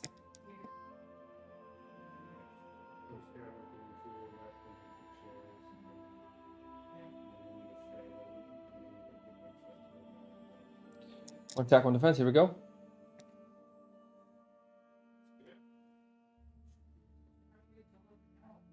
Can I have the Krillin go 1, 2 like this?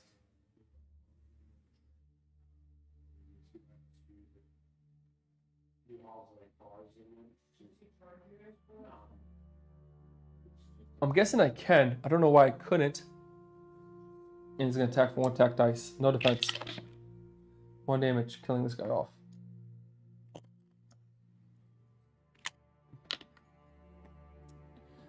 Alright. Next is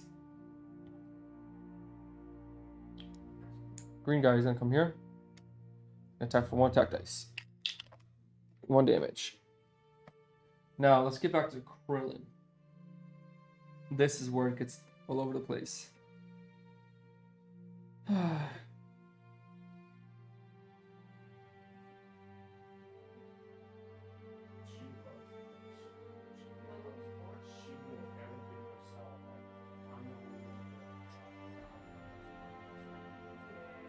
If a Krillin is forced onto the raft through skills, it can only move 1 position towards the nearest Krillin starting position each turn. Once it enters the water, it may use skill and attack. Non-Krillin baddies cannot be displaced into a Krillin starting position for any reason. Yep. Alright, so now he's gonna come here. And then he's going to attack the raft with 1 attack dice. So he does damage the raft. We're gonna have damage this one here. Okay, and now it is round 4. We get to go first. So we take 1 poison. This one.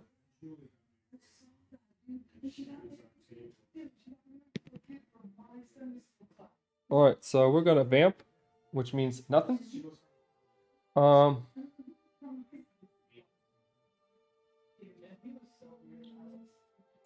Okay, we're gonna do 1 defense, 2 attack. Oh, we can do 3 attack. Jeez, I forgot I leveled that up. 1, 2. We're just gonna do straight 3 attack on this guy here. 3 damage. That does kill him.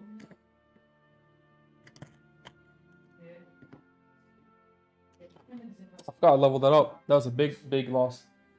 Alright. Now he is gonna go. 3. He can't attack anything. Now it's round 5. And now we get to go. We are gonna actually, you know what? Do we just let this thing stop? Let it go there.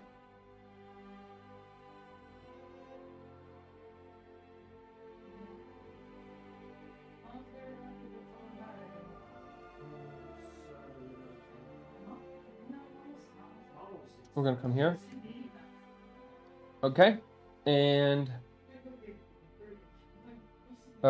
we will use 1 defense dice.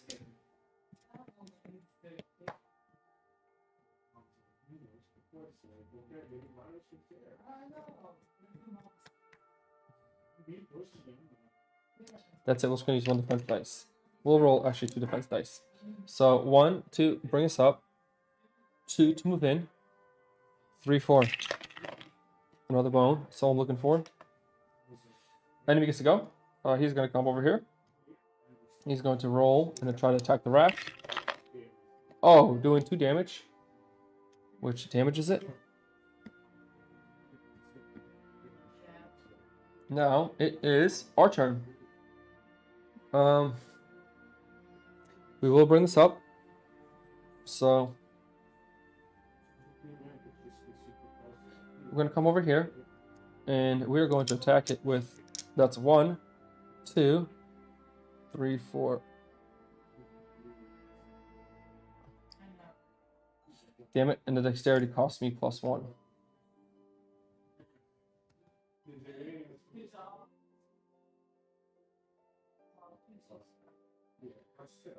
Oh man.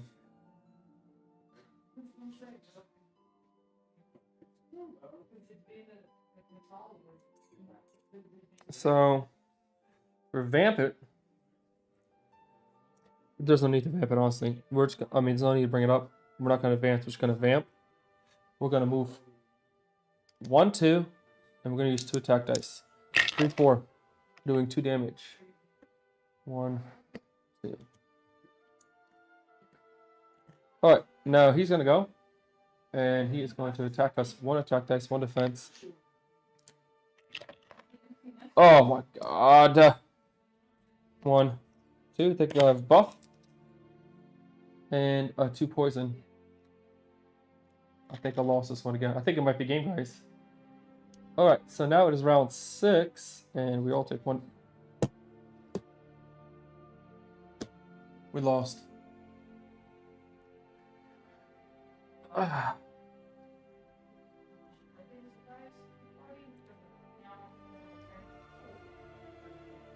It's not bad. I mean, I'm not... yeah, I'm not upset that I lost, but... I got wrecked. That's... yeah, Julian, I'm not upset I lost. It's just kind of like... I gotta figure out how stance works. So... I'm gonna take... we'll all take 1 damage. And then I take the 2 poison at the start of my turn. Which kills me off.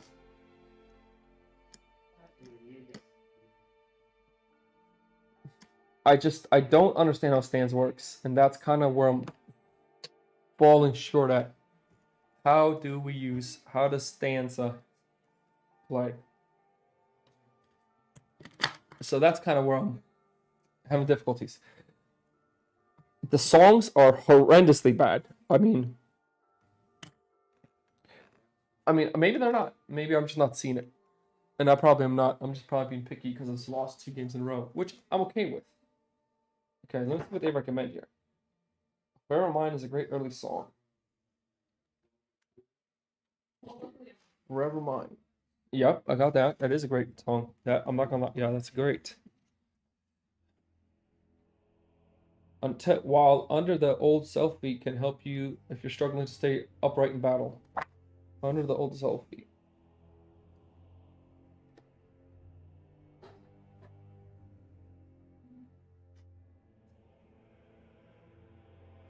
Okay.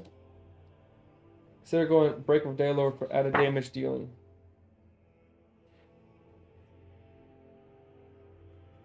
Yeah, breaking up. I think from worth backing. I saw your. Bro, here's the thing. Willie, Julian, Jay, and like I'm here. I'm just gonna. I'll show you, man.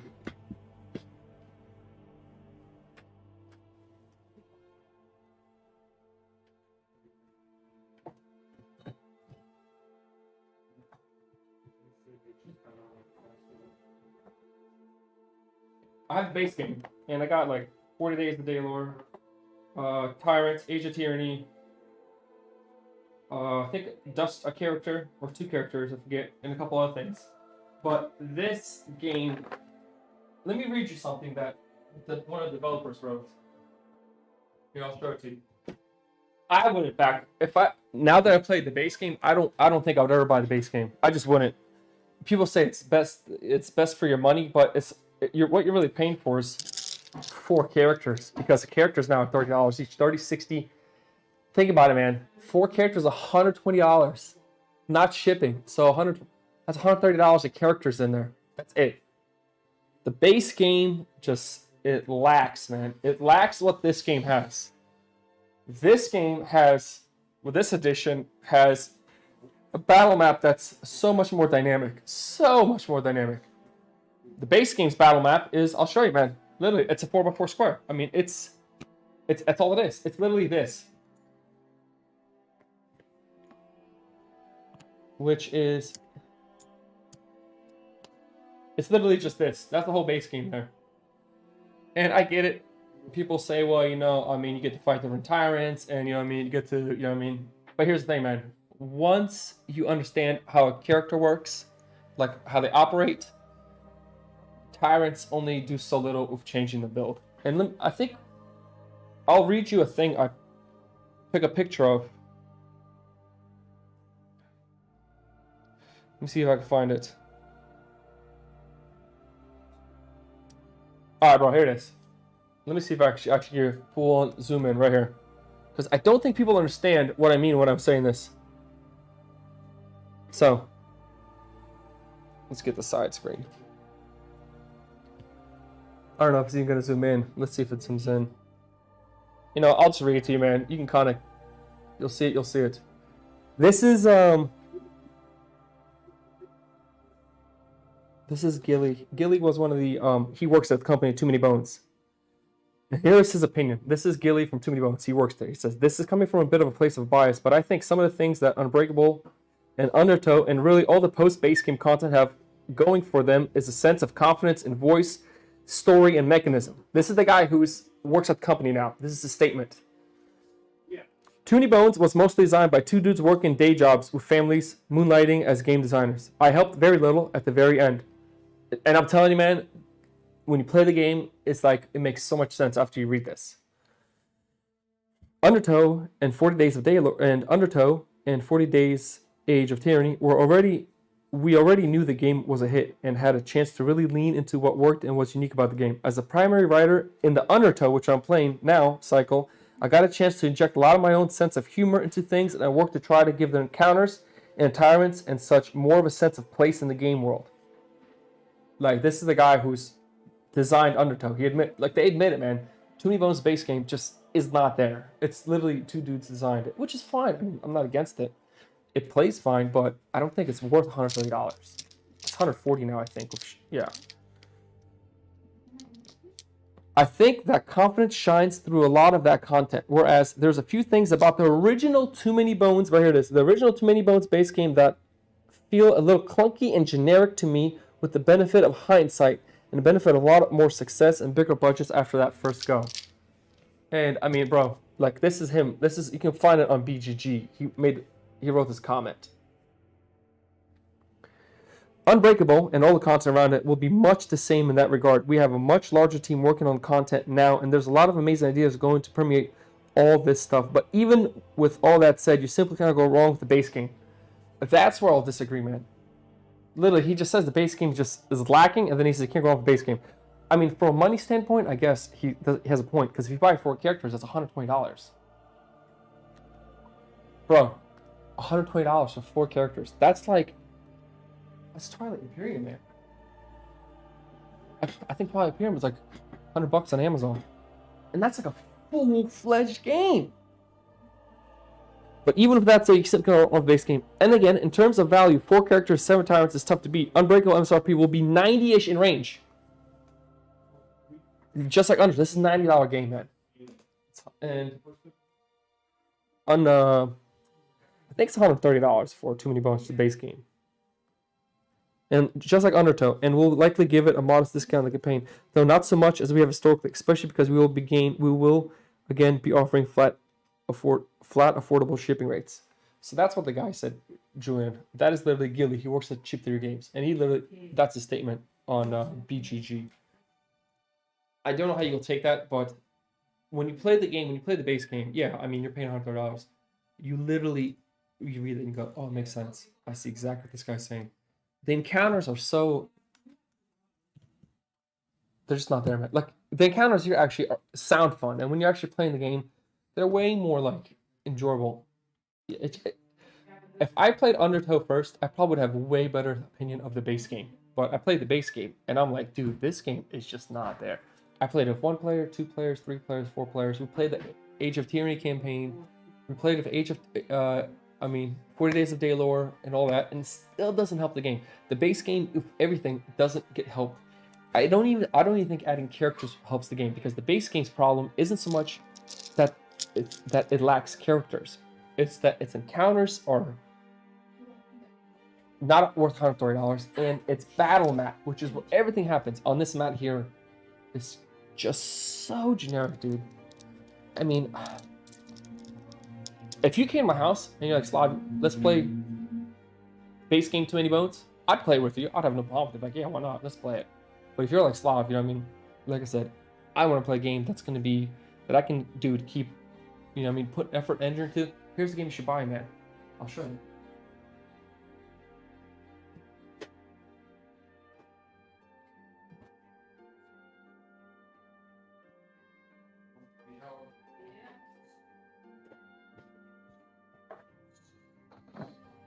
Get this, man.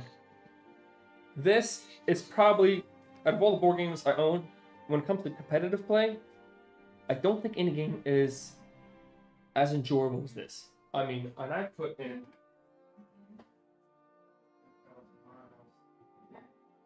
many hours to the game. I mean, we play that game.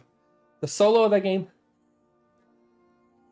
the solo in that game is different than this, but because solo in that game, you're kind of like doing, like, you have like these, it's not really puzzles, but you have like this, like, it's not like as randomized as this. You kind of more have like,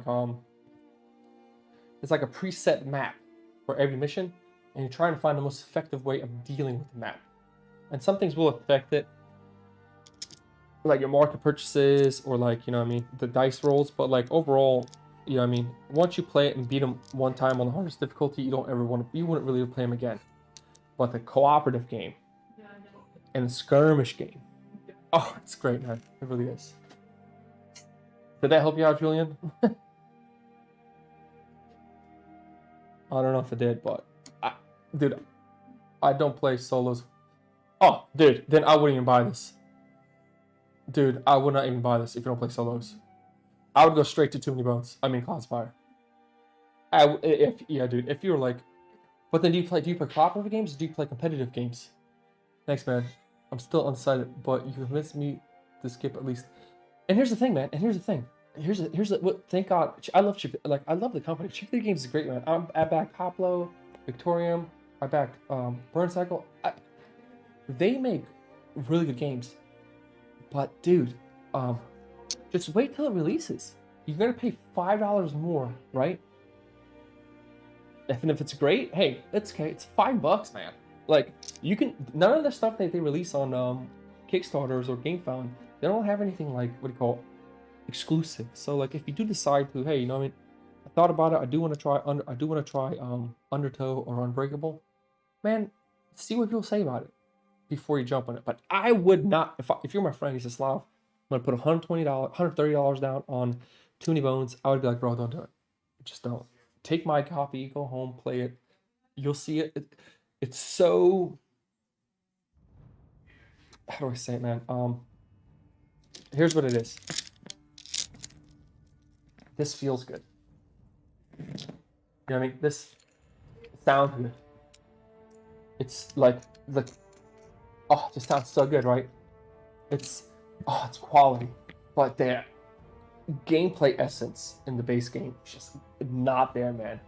After a while, you're kind of like, I get the dice, but why did I pay all this money for something that's not, you know what I mean, that's not there?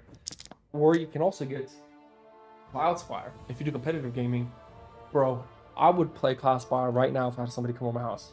Oh my god, man, it is.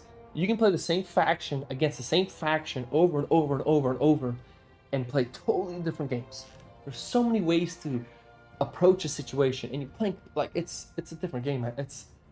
I really enjoy it. I'm not saying like that game has many flaws. It's way more.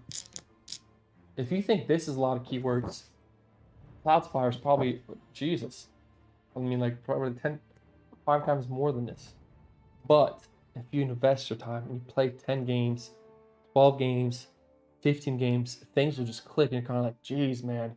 Here, I mean, on the base game, not Undertow. I haven't played this fully yet, but on the base game, Too Many Bones, you play 5 games. It's great. Oh, it feels good. Oh, I'm learning a new character. Oh my god. You play 10 games. Okay, well, I learned all the characters, how they play. It's 2 characters, so I play. You know what I mean? 15 games, you play each character 3 times. Now you're kind of like, Like, for example, I played Stanza the second time, my third time, I think I'm going to change it out, and I think I know which way I'm going to go. How many times did I play this character before I go, okay, this is kind of boring. There's only one build way. You know what I mean? And it's over. And then it's kind of like, okay. Yeah. Yeah, if you're on the side, man, and you know what, I didn't back Unbreakable either. Because I'm kind of like, I don't know if I want to. I know all the content for the base game I'm not going to get. All the expansion stuff. Because the base game itself is just not there. Like, the core of the base game. This Undertow is fun. I do enjoy that. This is, I guess, more fun. I'm not saying it's great. It's more fun, but for $90, you only get 2 characters, which, dude, dude, let me tell you something. You think, I mean, when you start this game, you think, oh my word, there's so many amazing ways to take this. That's what you think, because you see this, you see 16 dice, you go, oh my god, look at all these dice for one character. I can take it so many different ways. But when you play the game, if you play like I play, you go, okay, how do I efficiently beat this game? What is the best strategy? What's the best approach? Once you figure out, you just fine tune it a little bit, and then you have a build. You know what I mean? And once you have a build to a game that's really static, it's just kind of, it's over. Do you know what I mean? It's just kind of like, okay. Like, for example, if I'm gonna play Pickett, if I'm gonna play what's the other guy's name? Pickett, man, I can't think of the guy's name. It's not Duster. Duster's an expansion. Pickett, Patches, or Tantrum, I already know what I want to do. Like, we'll sit down, I already know what I'm gonna do with the character. The only thing I'll look at is a tyrant and say, okay, well, if I'm playing against this tyrant, maybe I should focus a little bit more damage and skill points. That's it.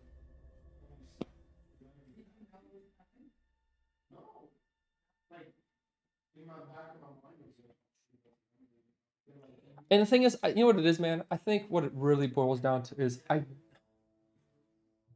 don't think people that review games play enough games, man. I just don't, man. I really don't. I really don't. Because I can see, I mean, and you know what? You can really tell when they get a game like this. Because you play this 5, 6, 7 times, bro, it's a blast. It really is. Because you're playing a new character. You're like, oh, the second game, we'll play a new character. Third game, oh, we'll play the same character again. Fourth game, we'll play a new character. Or a new tyrant. Fifth game, kind of like, oh, man. But, dude, like, you hit a point where, like, if you're paying $130, man, Mage Knight Ultimate Edition is like $95. You know?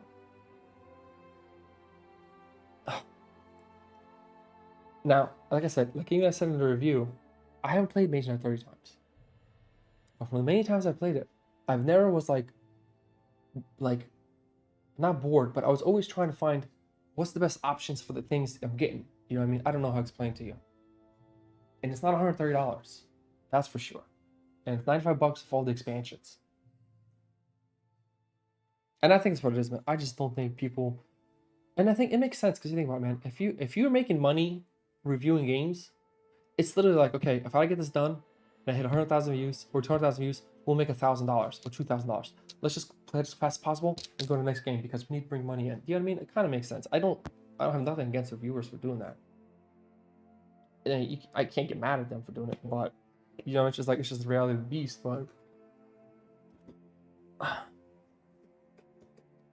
dude, where do you live? If you live in PA, I'll let you borrow Too Many Bones. If you live around me, just go borrow it. I'll give you my copy, man. You live near Westchester, Pennsylvania? I'll literally go pick it up and take it home for a couple days.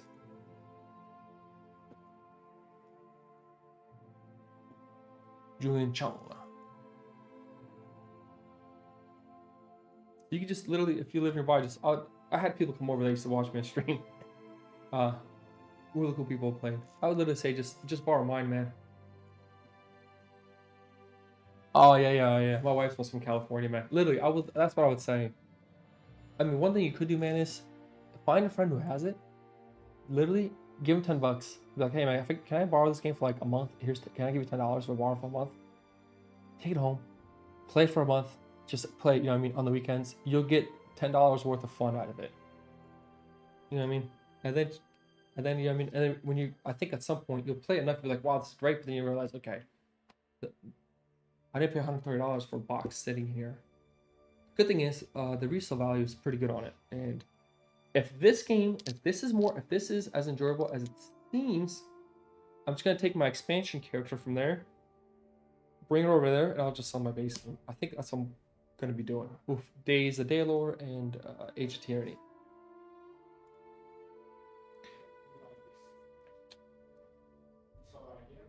See, you know what I mean? Here's the thing, man. I'll give you another example, okay? Gloomhaven is $100, $120. Okay? This is $130. Well, Gloomhaven was $140.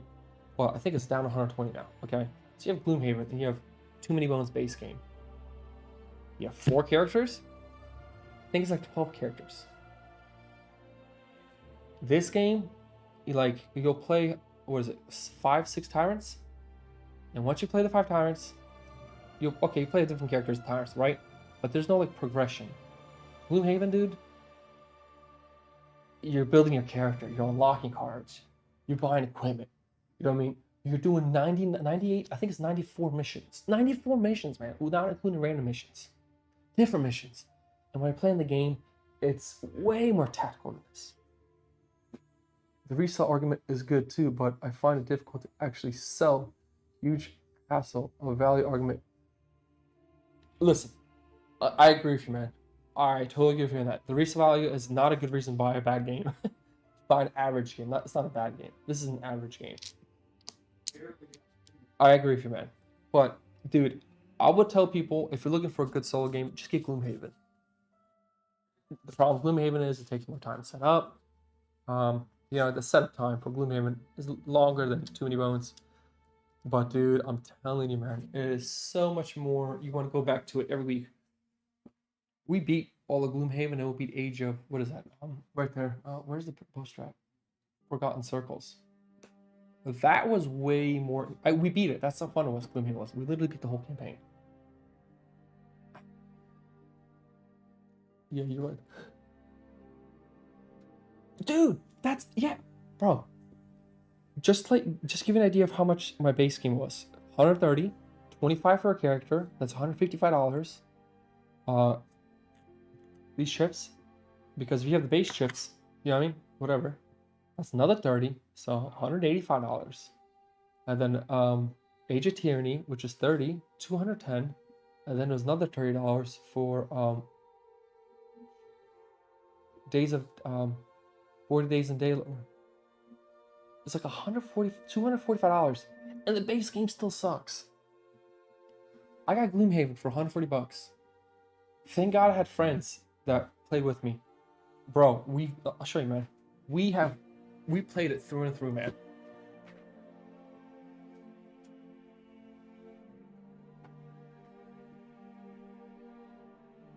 Through and through, man.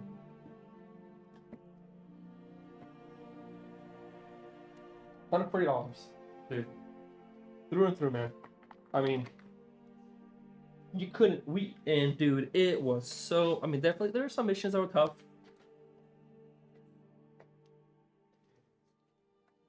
And this is Forgotten Circles, which we also beat. We beat both of them. Why? Why do we beat this? Because it was fun to go back and play it. Too Many Bones won't have. It won't have the free, man. I don't think it will. Maybe for some people, not for everyone. Here's what I thought my max. Yeah, and here's the thing, man. You can always, man. If you didn't live in Cali, I'll tell you to come down here and try it out. Because in this game, like, you're actually accomplishing something. And here's the biggest thing, right? All these enemies in this game, look how many enemies you have. Like, look how many enemies there are, man.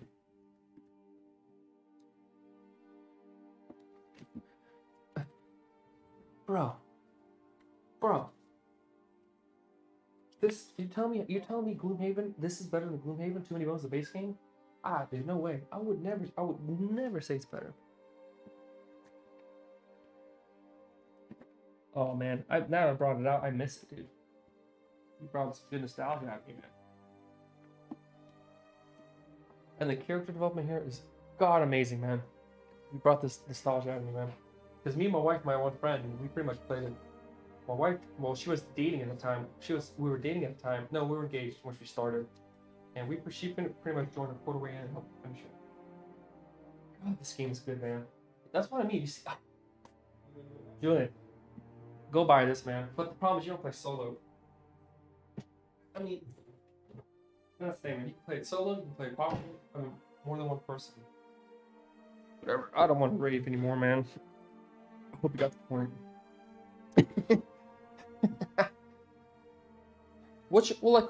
I guess the real question, Julian, what is your, it's hard to say what's your best game because that's like a weird question to ask, but like, what's your go-to, man? If you could like, hey, I'm gonna go to like a bachelor party and we're gonna play a board game, what would you bring?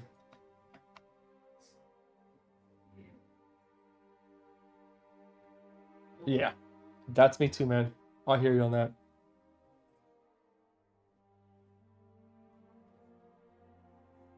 But what is your go-to, man? Mine would be Cloud Spot. If I had a group and they're like, hey, let's play anything, let's play Cloud Spot. That would be my go-to. Or, you know, it's another one, man. One of my, this is nuts. I'm gonna show you my I wouldn't say it's my most favorite game because we didn't get to play it as much. I'll show you why. I'm just gonna show it to you because it's way better to show it than to actually say it. Hold on, let me get my most enjoyable. I won't say most enjoyable. I haven't played it enough to really make a decision, but every time I play it, I'm like, get it.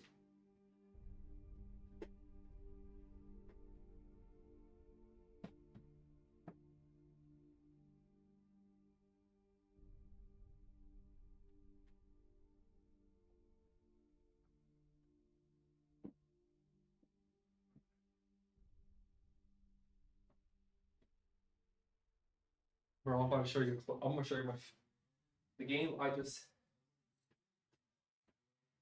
right, you ready? This is my. It's not my go-to. We only played it maybe 5 times.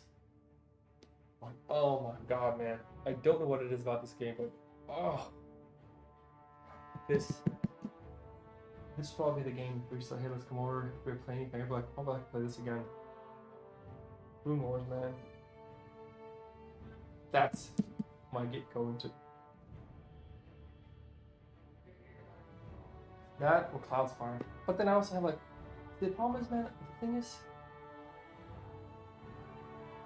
do you think they'll reprint it? Because I don't think they will, man. Because that really rocky sales. Or do you think they will? They did reprint it, man. They reprinted it. Remember they reprinted it like a few years after this came out? And the reprint one didn't sell good either. Remember that? But this here, man, oh, it's so good. Because I know they had a second edition. Didn't sell.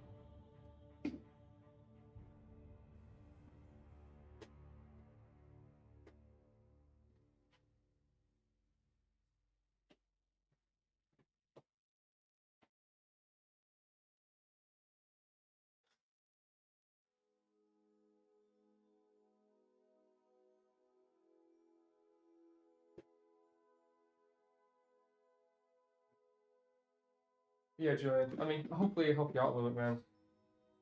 And honestly, at the end of the day, man, it's kind of like, my opinion is my opinion. Take it with a grain of salt.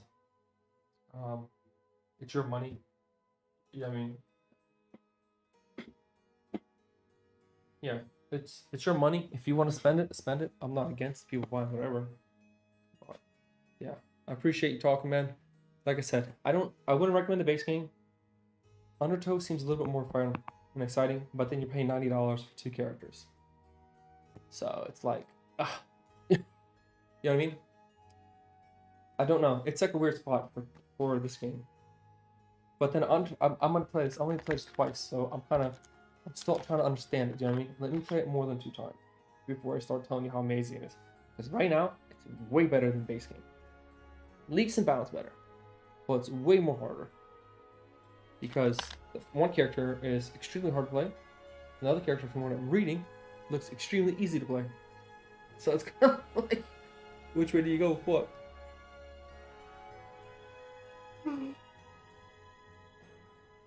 Alright, man.